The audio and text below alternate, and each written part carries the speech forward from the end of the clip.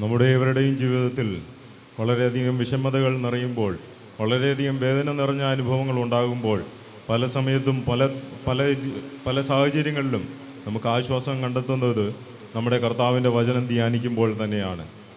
ആ കർത്താവിൻ്റെ വചനം ധ്യാനിക്കുമ്പോൾ കൂരിരുളിൻ്റെ താഴ്വരയുടെ അവസ്ഥകളാണെങ്കിലും അവിടെ നമുക്ക് ദീപം തെളിയുന്ന ഒരു നല്ലൊരു അനുഭവം നമ്മുടെ കർത്താവ് നമ്മുടെ മുന്നിൽ കാഴ്ചവെക്കുന്നതായി നമുക്ക് രുചിച്ചറിയുവാൻ പല ദൈവമക്കൾക്കും സാധിക്കുന്നുണ്ട്. ഈ ഒരു ആശയം വരുന്ന ഒരു ഗാനം നമുക്കിപ്പോൾ കേൾക്കാം. തിരുക്കരത്താൽ വഹിച്ചു എന്നെ തിരുഹിതം പോൽ നടത്തണമേ. നമുക്കായി ജെറമിയ ആലപിക്കുന്നതായിരിക്കും.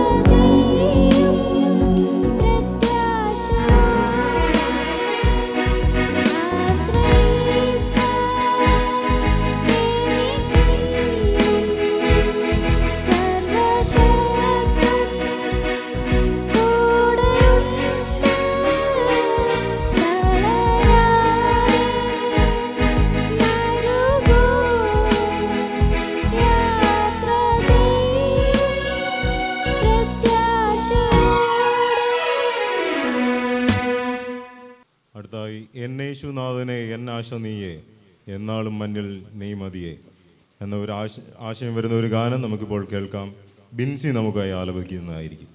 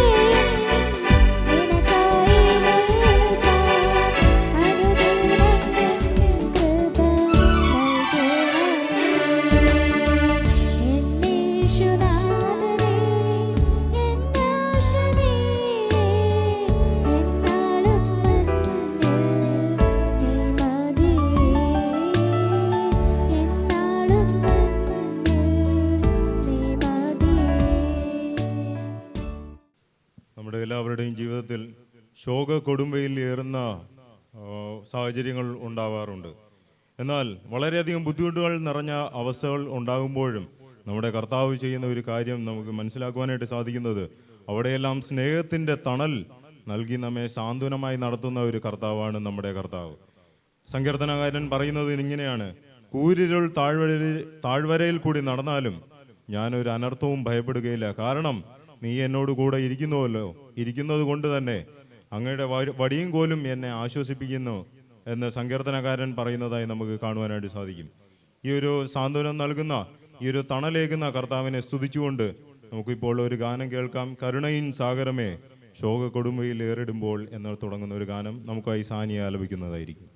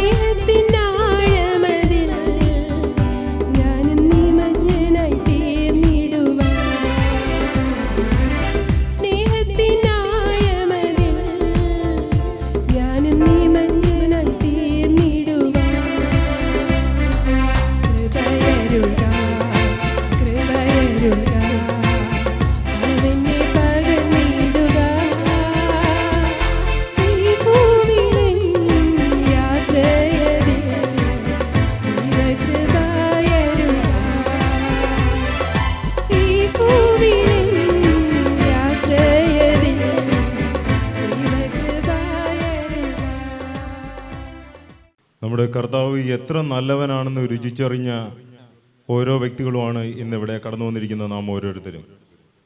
ആകയാൽ ജനമേ വരിക, നമ്മുടെ കർത്താവിൻ്റെ അരികിൽ വന്ന് അവൻ്റെ സന്നിധിയിലായിരിക്കുക എന്ന ആഹ്വാനത്തോടുകൂടെ ഉള്ള ഒരു ഗാനം നമുക്കിപ്പോൾ കേൾക്കാം. വരുവിൻ യേശുവിനരികിൽ, എത്ര നല്ലവൻ താനെന്ന് രുചിച്ചറിവിൻ. നമുക്കായി ജിൻസി ആലപിക്കുന്നതായിരിക്കും.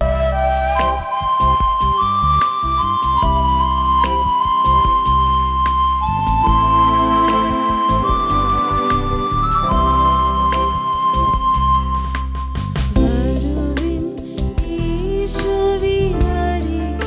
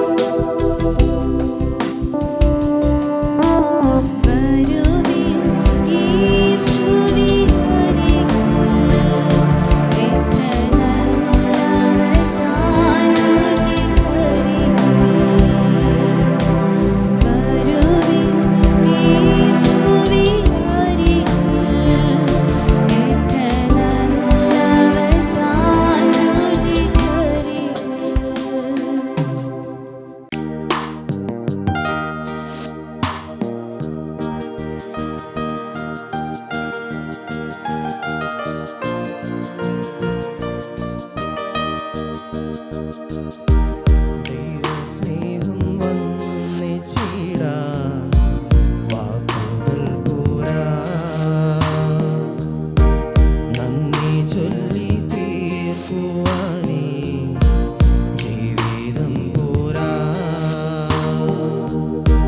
കഷ്ടപ്പാടിൻ കാലങ്ങളിൽ രക്ഷിക്കുന്ന സ്നേഹമോർത്താൽ എത്ര സ്തുതിച്ചാലും മതി വരും. ദൈവസ്നേഹം വന്നിച്ചിടാൻ വാക്കുകൾ പോരാ.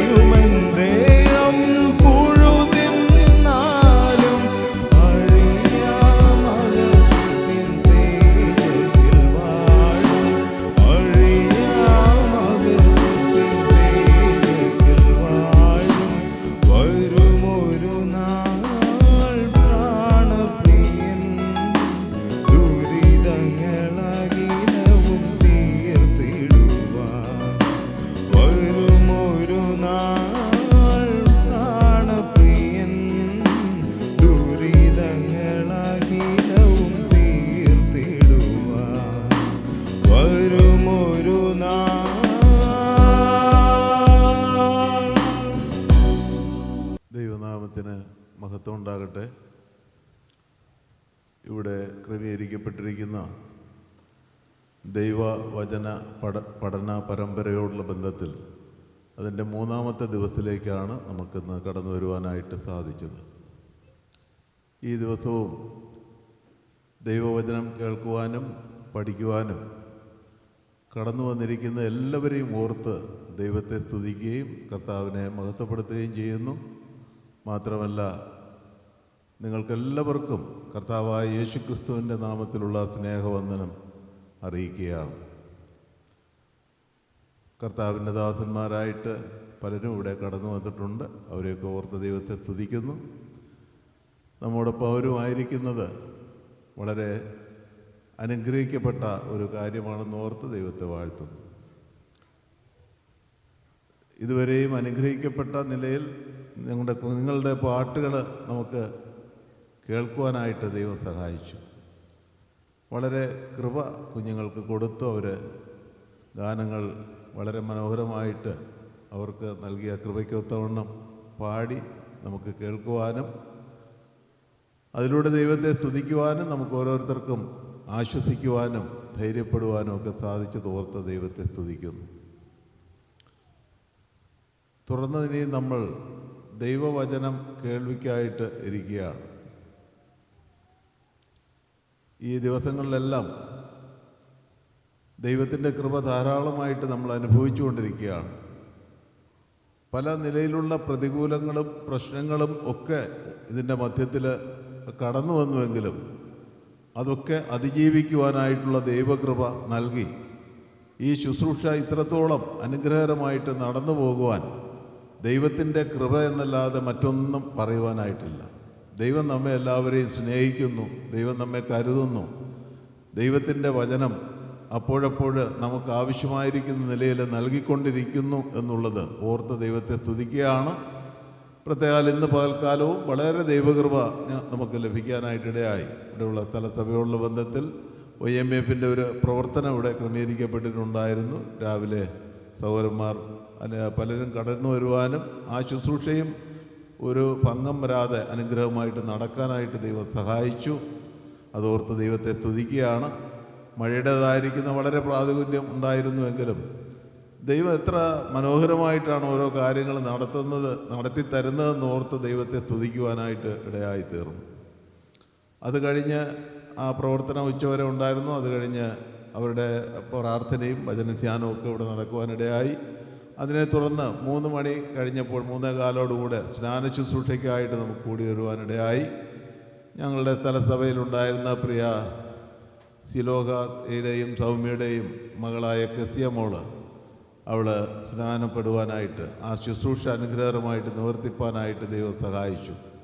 ആ സമയത്തും വളരെ ദൈവകൃപ ലഭിക്കുകയും കർത്താവിൻ്റെ ദാസനിലൂടെ വളരെ നല്ല ഒരു സന്ദേശം സ്നാനത്തോടുള്ള ബന്ധത്തിൽ സ്നാനപ്പെടേണ്ട ആവശ്യകതയെക്കുറിച്ചും അതുപോലെ സ്നാനപ്പെട്ടവരോടുള്ള ബന്ധത്തിൽ സ്നാനപ്പെട്ട് കഴിഞ്ഞാലുള്ള ജീവിതത്തെക്കുറിച്ചുമൊക്കെ വളരെ അനുഗ്രഹിക്കപ്പെട്ട ഒരു സന്ദേശം കർത്താവിൻ്റെ ദാസനിൽ നിന്ന് നമുക്ക് ലഭിക്കുവാനായിട്ടിടയായിത്തീർന്നു. ആ ശുശ്രൂഷയും ആ സമയത്തൊക്കെ മഴയുടേതായിരിക്കുന്ന ബുദ്ധിമുട്ട് വരുമെന്ന് പ്രതീക്ഷിച്ചെങ്കിലും ദൈവം അവിടെയൊക്കെ വളരെ കൃപ കാണിച്ച് അതൊക്കെ ഏറ്റവും മംഗളകരമായിട്ട് അനുഗ്രഹകരമായിട്ട് നിവർത്തിച്ച് തന്നു എന്നുള്ളത് ഓർത്ത് ദൈവത്തെ സ്തുതിക്കാതിരിക്കാനായിട്ട് പറ്റത്തില്ല. തുറന്നും ഉള്ള പല കാര്യങ്ങൾ ഇതിൻ്റെ പിന്നിൽ അധ്വാനിക്കുകയും സഹകരിക്കുകയും പല കാര്യങ്ങൾ ഭക്ഷണത്തോടുള്ള ബന്ധത്തിലൊക്കെ ക്രമീകരണങ്ങൾ ചെയ്ത് ആ കാര്യങ്ങളൊക്കെ അതിൻ്റെ പിന്നിൽ അധ്വാനിച്ച പ്രവർത്തിച്ച ചിലവിട്ട എല്ലാവരെയും ഓർത്ത് ദൈവത്തെ സ്തുതിക്കുന്നു. അതിനെല്ലാം ദൈവം കൃപ നൽകി. ഞങ്ങളുടെ സ്ഥലസഭയോടുള്ള ബന്ധത്തിൽ ദൈവം കാണിക്കുന്ന കൃപ കരുണ അതെത്ര തന്നെ പറഞ്ഞാലും മതി വരുന്നതല്ല. അങ്ങനെയൊക്കെയുള്ള ദൈവകൃപ ഇന്ന് പകൽക്കാലവും ഇതുവരെയും നമുക്ക് ലഭിച്ചു. കർത്താവ് അനുവദിച്ചാൽ ഇന്നും നാളെയും കൂടെയാണ് ഈ വചന പഠനം തുടരുന്നത്. നാളെയാണ് ഇവിടെ എൻ്റെ സമാപനം, ഈ ക്ലാസ്സിൻ്റെ സമാപനം നടക്കുന്നത്. നാളെ രാവിലെ 9 മണിക്ക് ഇവിടെ ആരാധന കൂടിയൊരവ് ഉണ്ടായിരിക്കുന്നതാണ്. 9 മണി മുതൽ 11:30 മണി വരെ ആരാധന കൂടിയൊരവ് ഉണ്ടായിരിക്കുന്നതാണ്. അത് തുറന്ന ആരാധനയുള്ള ബന്ധത്തിലും കർത്താവിൻ്റെ ദാസൻ ദൈവവചനത്തിൽ നിന്ന് ശുശ്രൂഷിക്കുന്നതാണ്. ആ കാര്യം പ്രത്യേകം ഓർപ്പിക്കുന്നു. അത് കഴിഞ്ഞാൽ നാളെ ഇവിടെ നടന്നു വരുന്ന സൺഡേ സ്കൂള് നാളത്തെ ദിവസത്തിൽ മാറ്റി വച്ചിരിക്കുകയാണ്. അതിന് ചില കാരണങ്ങളുണ്ട്. ഇവിടെ ഭക്ഷണ ക്രമീകരണമൊക്കെ ചെയ്തിട്ടുണ്ട്. അതൊക്കെ കഴിഞ്ഞ് ബുദ്ധിമുട്ടായിരിക്കും എന്നുള്ളതുകൊണ്ട് സൺഡേ സ്കൂൾ നാളെ വച്ചിട്ടില്ല. എന്നാൽ അത് കഴിഞ്ഞുള്ള ഞായറാഴ്ച സൺഡേ സ്കൂളൊക്കെ ഉണ്ടായിരിക്കും. നാളെ വൈകുന്നേരവും കൃത്യം 6:30 തന്നെ ഗാന ശുശ്രൂഷ ആരംഭിക്കും. എല്ലാ പ്രിയപ്പെട്ടവരും കടന്നു വന്ന് സംബന്ധിക്കണമെന്ന് പ്രത്യേകം ഓർപ്പിക്കുകയാണ്. നമുക്ക് തുറന്ന് ശുശ്രൂഷയുടെ മുമ്പിലായിട്ട് 2 ദൈവദാസന്മാർ പ്രാർത്ഥനയ്ക്കായിട്ട് ഉണ്ട്. തിരുമല സഭയിൽ നിന്ന് കടന്നു വന്ന പ്രിയ സത്യരാജ് സഹോദരനും അതുപോലെ മണക്കാല സഭയിൽ ശുശ്രൂഷ ചെയ്യുന്ന പ്രിയ സ്റ്റാൻലി ദാസ് അവറുകളും മുമ്പോട്ട് വന്ന് പ്രാർത്ഥിക്കും.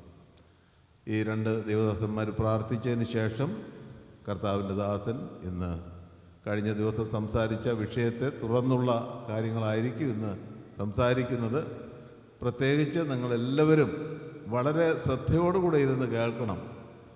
ഇതിൻ്റെ പുറത്ത് നിൽക്കുന്നവരും പുറത്തിരിക്കുന്നവരുമൊക്കെ യാതൊരു വിധത്തിലുള്ള ശബ്ദങ്ങളോ മറ്റ് സംസാരങ്ങളോ ഒന്നും ഉണ്ടാകാതെ വളരെ ശ്രദ്ധയോടെ പ്രാർത്ഥനയോടെ ഇരുന്ന് വളരെ ശ്രദ്ധിച്ച് കേട്ടെങ്കിൽ മാത്രമേ ഇത് നമുക്ക് വളരെ പ്രയോജനമായി തീരുകയുള്ളൂ. അതിപ്രധാനമായിരിക്കുന്ന ഒരു വിഷയമാണ് നമ്മൾ ഈ ദിവസങ്ങൾ കേട്ടുകൊണ്ടിരിക്കുന്നത്. ദൈവത്തിൻ്റെ ശക്തമായിരിക്കുന്ന സന്ദേശമാണ് നമ്മളോട് അറിയിച്ചുകൊണ്ടിരിക്കുന്നത്. പ്രത്യേകിച്ച് ദൈവവചനത്തോടുള്ള ബന്ധത്തിൽ വളരെ ശ്രദ്ധേയമായിട്ടുള്ളതും ദൈവത്തിൻ്റെ പ്രത്യേകമായിരിക്കുന്ന പദ്ധതിയോടുകൂടെ ദൈവം ക്രമീകരിച്ചിരിക്കുന്ന ഒരു യോഗമായിട്ട് അല്ലെങ്കിൽ അങ്ങനെയുള്ള ഒരു വചന പഠന പരമ്പരയാണ് നമുക്ക് ലഭിച്ചിരിക്കുന്നതെന്നുള്ള ബോധ്യതയോടുകൂടെ വളരെ ശ്രദ്ധയോടും പ്രാർത്ഥനയോടും കർത്താവെ ഈ വചനങ്ങളാൽ എന്നോട് സംസാരിക്കണം, എൻ്റെ ജീവിതത്തിൽ ഇത് പ്രായോഗികമാക്കി തീർക്കുവാനായിട്ട്, ക്രമപ്പെടേണ്ട കാര്യങ്ങൾ ക്രമപ്പെടുത്തുവാനായിട്ട്, നമ്മുടെ ജീവിതത്തിലുള്ള കുറവുകൾ മനസ്സിലാക്കി ഉണരുവാനായിട്ട് നമ്മൾ ഉൾപ്പെട്ടിരിക്കുന്ന സ്ഥലസഭകളിലൊക്കെ തന്നെ ഒരു പുതിയ ചലനം ഉണ്ടാക്കുവാനായിട്ട് ഇത് മുഖാന്തരം ഇടയായി തീരട്ടെ. നമുക്ക് തുറന്ന് പ്രാർത്ഥനയ്ക്ക് നിയോഗിക്കപ്പെട്ടിരിക്കുന്ന കർത്താവിൻ്റെ ദാസന്മാർ വന്ന് പ്രാർത്ഥിക്കും. അതിനെ തുറന്ന് ദൈവവചനത്തിൽ നിന്ന് പ്രിയ കർത്താവിൻ്റെ ദാസൻ ശുശ്രൂഷിക്കും. പ്രാർത്ഥിക്കാം. ദൈവമേ, സ്തോത്രം. സ്വർഗ്ഗസ്ഥ പിതാവേ, അങ്ങയുടെ വചനം പഠിപ്പാനായിട്ട് ഒരു സാവകാശം കൂടെ ഞങ്ങളുടെ ജീവിതത്തിൽ അങ്ങ് ഒരുക്കി തന്ന വലിയ കൃപയും കരുണയും വിശ്വസ്തതയും ഓർത്ത് നന്ദിയോടെ സ്തോത്രം. തിരുവചനം കർത്താവെ ഞങ്ങൾക്ക് ഈ ഭൂമിയിൽ കാലിന് ദീപമായി പാതയ്ക്ക് പ്രകാശമായി കർത്താവെ എന്നും ആവശ്യമാണ്. അതിനായിട്ട് ഞങ്ങൾക്ക് നൽകുന്ന നല്ല അവസരങ്ങളെ ഓർത്ത് നന്ദിയോടെ സ്തുതിക്കുന്നു, സ്തോത്രം ചെയ്യുന്നു. തൻ്റെ ഭൃത്യനെയും കർത്താവെ അതിനായിട്ട് ഒരുക്കി ഞങ്ങളുടെ മധ്യേ അയച്ച കൃപയെ ഓർത്ത് നന്ദിയോടെ സ്തോത്രം. കഴിഞ്ഞ 2 ദിവസങ്ങളിലായിട്ട് കർത്താവെ ദൈവജനത്തിന് ആവശ്യമായ ആലോചന തന്നിൽ നിന്ന് ലഭിപ്പാൻ തക്കവണ്ണം ഇടയാക്കി, അതോർത്ത് നന്ദിയോടെ സ്തോത്രം. ഇന്നും കർത്താവെ ഞങ്ങൾ അങ്ങയുടെ പാദപീഠത്തിൽ കടന്നു വന്നിരിക്കുന്നു. മറിയ തിരഞ്ഞെടുത്തതുപോലെ നല്ല അംശമാണ് കർത്താവെ അങ്ങയുടെ പാദപീഠത്തിലായിരിക്കുമ്പോൾ ഞങ്ങൾക്ക് ലഭിക്കുന്നത്. കർത്താവെ ഞങ്ങൾ അങ്ങയുടെ സന്നിധിയിൽ, അങ്ങയുടെ പാദപീഠത്തിൽ, ഭൂമി അവിടെ അങ്ങയുടെ പാദപീഠമാണല്ലോ, പാദപീഠത്തിലായിരിക്കുമ്പോൾ അരുളി ചെയ്യണമേ അടിയനിത എന്നുള്ള മനോഭാവത്തോടുകൂടെ ഞങ്ങളുടെ ഹൃദയങ്ങളെയൊക്കെ അങ്ങയുടെ സന്നിധിയിൽ വളരെ താഴ്ത്തി വിനയപൂർവം കർത്താവെ ഒരുക്കപ്പെട്ട ഹൃദയമായി അങ്ങയുടെ മുമ്പാകെ ആയിരിക്കാൻ തക്കവണ്ണം ഞങ്ങൾക്ക് കൃപ നൽകണം. കർത്താവെ ഞങ്ങളിൽ കേൾക്കുന്ന വാക്യങ്ങൾ, കർത്താവെ വാക്കുകൾ, തിരുവചനങ്ങൾ, അത് ഹൃദയങ്ങളിൽ സംഗ്രഹിപ്പാനും അതനുസരിച്ച് ജീവിതങ്ങളെ ക്രമീകരിപ്പാൻ തക്കവണ്ണം ഇടയാകണം. കർത്താവെ, സാത്താൻ വളരെയധികം പ്രവർത്തിക്കുന്നുണ്ട്. വചനം ഹൃദയങ്ങളിൽ സംഗ്രഹിക്കാതെ വഴിയരികെ വീണ വിത്ത് പോലെ കർത്താവെ അത് പറക്കി കൊണ്ടുപോകുവാനായിട്ട് സാത്താൻ പതിയിരിക്കുന്ന നാളുകളിലാണ് ഞങ്ങളായിരിക്കുന്നത്. എന്നാൽ ഞങ്ങളുടെ ഹൃദയങ്ങളിൽ വീഴുന്ന ആ വിത്ത് അല്ലെങ്കിൽ വചനം 30, 60, 100 മേനി ഫലം കായ്ക്കത്തക്കവണ്ണം കർത്താവെ അതിൻ്റെ വ്യാപ്തി ഉണ്ടാകുവാൻ തക്കവണ്ണം അങ്ങ് പ്രവർത്തിക്കണമേ എന്ന് പ്രാർത്ഥിക്കുന്നു. പരിശുദ്ധാത്മാവിൻ്റെ വ്യാപനം ഇന്ന് ഇവിടെ ഉണ്ടാകുവാൻ തക്കവണ്ണം ഇടയാകണം. അങ്ങയുടെ ഭൃത്യനെ ദൈവകരങ്ങളിൽ പരമേൽപ്പിച്ച് പ്രാർത്ഥിക്കുന്നു. ആവശ്യമായിട്ടുള്ള ദൈവകൃപ അങ്ങ് നൽകണം. പരിശുദ്ധാത്മാവിൻ്റെ നിറവ്, ആത്മാവിൻ്റെ ശക്തി ഒക്കെ നൽകി തിരുവചനം ഉള്ളതുപോലെ പറയുവാൻ, വ്യാഖ്യാനിപ്പാനുള്ള കൃപ അധികമായിട്ട് അങ്ങ് നൽകണമേ എന്ന് പ്രാർത്ഥിക്കുന്നു. കടന്നു വന്ന എല്ലാ ദൈവജനത്തെ ഓർത്ത് നന്ദിയോടെ സ്തോത്രം. ഞങ്ങൾ അങ്ങയുടെ സന്നിധിയിലായിരിക്കട്ടെ. ഞങ്ങൾക്ക് തന്നിരിക്കുന്ന അനുകൂലതകളെ ഒക്കെ ഓർത്ത് നന്ദിയോടെ സ്തുതിക്കുന്നു, സ്തോത്രം ചെയ്യുന്നു. മാനവും മഹത്വവും അങ്ങയുടെ പാദങ്ങളിൽ തന്നെ സമർപ്പിക്കുന്നു. ഞങ്ങളുടെ രക്ഷിതാവും കർത്താവുമായ യേശുക്രിസ്തുവിൻ്റെ അതിവിശുദ്ധ നാമത്തിൽ തന്നെ. പകലിൻ്റെ മണിക്കൂറുകളിൽ അവിടുത്തെ ദാസന്മാർക്ക് ഈ പ്രദേശത്തുള്ളതായ ഭവനങ്ങളിൽ അങ്ങയുടെ വചനവുമായി കടന്നു പോകുവാൻ കർത്താവെ അവിടുന്ന് അവർക്ക് കൃപ കൊടുത്തു, സാവകാശം കൊടുത്തു, കാലാവസ്ഥയെ അവിടുന്ന് അനുകൂലമാക്കി. വൈകിവേളയിൽ കർത്താവെ ഇവിടെയുള്ള പ്രിയ കുഞ്ഞിൻ്റെ സ്നാനവും ഏറ്റവും അനുഗ്രഹകരമായ നിലയിൽ നടക്കുവാൻ തക്കവണ്ണവും അവിടുന്ന് കൃപ ചെയ്തതുകൊണ്ട് സ്തോത്രം. ശുശ്രൂഷകൾ നിവർത്തിപ്പാൻ അവിടെ ദാസന്മാരെയും അവിടുന്ന് ബലപ്പെടുത്തി, കാലാവസ്ഥയെ ആ വിഷയത്തിലും അവിടുന്ന് അനുകൂലമാക്കി നൽകി. അതോർത്ത് ഞങ്ങൾ സ്തോത്രം ചെയ്യുന്നു. ഇവിടെ നടന്നു വരുന്ന ദൈവവചന ശുശ്രൂഷകളുടെ മൂന്നാമത്തെ രാത്രിയിലേക്കും അവിടുന്ന് ഞങ്ങളെ കൊണ്ടുവന്നതുകൊണ്ട് സ്തോത്രം. കഴിഞ്ഞ 2 രാത്രികളിലും ഇവിടെയുള്ള ദൈവജനത്തിന് കടന്നു വന്ന പ്രിയപ്പെട്ടവർക്ക് അനുഗ്രഹീതമായ നിലയിൽ ആ ശുശ്രൂഷകൾ പ്രയോജനപ്പെടുത്തുവാൻ തക്കവണ്ണം ഇടയായതോർത്ത് ഞങ്ങൾ ദൈവത്തെ സ്തുതിക്കുന്നു. ഇന്ന് രാത്രിയിലും ദൈവത്തിൻ്റെ വചനം കേൾക്കുവാനുള്ള വലിയ ആഗ്രഹത്തോടുകൂടെ പ്രാർത്ഥനയോടുകൂടെ ഞങ്ങളേവരും തിരുമുമ്പാകെ അമർന്നിരിക്കുമ്പോൾ അവിടുത്തെ ധാരാളമായ കൃപ വചനത്തിൻ്റെ മേൽ കർത്താവെ നല്ല വെളിച്ചം അവിടുന്ന് നൽകി അങ്ങയുടെ ദാസനെ അവിടുത്തെ ആത്മാവിനാൽ നിറച്ച് ശക്തിയോടെ ആധികാരികതയോടെ ദൈവവചനത്തിൻ്റെ ആഴങ്ങൾ വെളിപ്പെടുത്തുവാൻ അങ്ങയുടെ ദാസനെ ഇന്ന് രാത്രിയിലും അധികാരപ്പെടുത്തി അവിടെ നയിച്ചിട്ടുണ്ടല്ലോ. അതോർത്ത് സ്തോത്രം ചെയ്യുന്നു. കഴിഞ്ഞ 2 രാത്രികളിൽ തന്നെ ഉപയോഗിച്ച അതേ ദൈവം ഇന്ന് രാത്രിയിലും വചനത്താൽ തന്നെ ഉപയോഗിക്കുവാനും ആ വചനം ഞങ്ങൾക്ക് എല്ലാവർക്കും ഒരുപോലെ ആത്മീക അനുഗ്രഹത്തിന് ഞങ്ങളെ തന്നെ ഞങ്ങളിലേക്കൊന്ന് തിരിഞ്ഞു നോക്കുന്നതിന് കാരണമായി ഭവിപ്പാൻ ഇടയാകണം. അതിനായിട്ട് ഞങ്ങൾ പ്രാർത്ഥിക്കുന്നു. കർത്താവെ, ദൂരത്തു നിന്നും ചാരത്തു നിന്നുമൊക്കെ അവിടെ നിന്ന് കൂട്ടിവരുത്തിയ മക്കൾക്കായിട്ട് സ്തോത്രം, ദൈവദാസന്മാർക്കായി സ്തോത്രം. എല്ലാവരെയും അവിടെ നിന്ന് അനുഗ്രഹിക്കണമേ. പാടുവാൻ കർത്താവെ ഇവിടെയുള്ള പ്രിയപ്പെട്ടവരെ, പ്രിയ കുഞ്ഞുങ്ങളെ, സഹോദരി സഹോദരന്മാരെ കർത്താവ് ഉപയോഗിച്ചതോർത്ത് സ്തോത്രം ചെയ്യുന്നു. കർത്താവെ, അവർക്ക് നൽകുന്ന പ്രോത്സാഹനത്തിനായി കർത്താവെ, അവർക്ക് അങ്ങ് നൽകിയിരിക്കുന്ന താലന്തുകൾക്കായിട്ട് സ്തോത്രം. അത് ദൈവനാമത്തിൻ്റെ മഹത്വത്തിനായിട്ട് വ്യാപാരം ചെയ്യുവാൻ വരുന്ന ആളുകളിലും കുഞ്ഞുങ്ങളെല്ലാവരെയും അവിടുന്ന് സഹായിക്കണം എന്ന് ഞങ്ങൾ അങ്ങോട്ട് പ്രാർത്ഥിക്കുന്നു. ഇപ്പോൾ ഞങ്ങൾ അവിടുത്തെ മുമ്പാകെ ഇരിക്കട്ടെ. അവിടുത്തെ കൃപയാൽ ഞങ്ങളെ നിറയ്ക്കണമേ. ശബ്ദത്തെയും വെളിച്ചത്തെയും മറ്റെല്ലാ ക്രമീകരണങ്ങളെയും അവിടുന്ന് അനുഗ്രഹിച്ച് അനുവദിച്ചു തരണമേ. അവിടുത്തെ നാമത്തെ ഞങ്ങളിലൂടെ മഹത്വപ്പെടുത്തണമേ. ആത്മാവിൻ്റെ വലിയ വ്യാപാരം ഞങ്ങളെല്ലാവരും ഒരുപോലെ അനുഭവിച്ച് സന്തോഷത്തോടുകൂടെ വചനം കേട്ട് തൃപ്തരായി മടങ്ങുവാൻ അവിടുന്ന് കൃപ നൽകണം. യേശു ക്രിസ്തു മുഖാന്തരം ഇവയും ഞങ്ങൾ വിനയത്തോടെ താഴ്മയോടെ പ്രാർത്ഥിക്കുമ്പോൾ കൃപയുണ്ടായി പ്രാർത്ഥന സ്വീകരിക്കണം. നല്ല പിതാവേ, ആമേൻ. ദൈവവചനവുമായി ദൈവജനത്തെ ശുശ്രൂഷിക്കുവാൻ സ്വർഗത്തിലെ ദൈവം നൽകിയ വിലയേറിയ സന്ദർഭത്തെ ഓർത്ത് ഞാൻ ദൈവത്തെ വീണ്ടും സ്തുതിക്കുകയും സ്തോത്രം ചെയ്യുന്നു.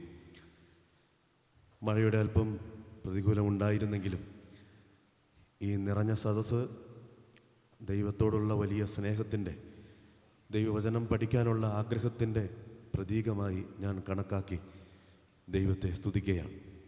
നാം ചിന്തിച്ചു വന്ന വിഷയത്തിലേക്ക് പ്രവേശിക്കാം. ന്യായാധിപന്മാരുടെ പുസ്തകം 21-ാം അധ്യായത്തിൻ്റെ 25-ാം വാക്യമാണല്ലോ നമ്മുടെ കുറിവാക്യം. അക്കാലത്ത് ഇസ്രയേലിൽ രാജാവില്ലായിരുന്നു, ഓരോരുത്തൻ തനിക്ക് ബോധിച്ചതുപോലെ നടന്നു. ഈ വിഷയത്തിൻ്റെ പ്രാധാന്യം അത് നാം ചിന്തിക്കാനിടയായിത്തീർന്നു.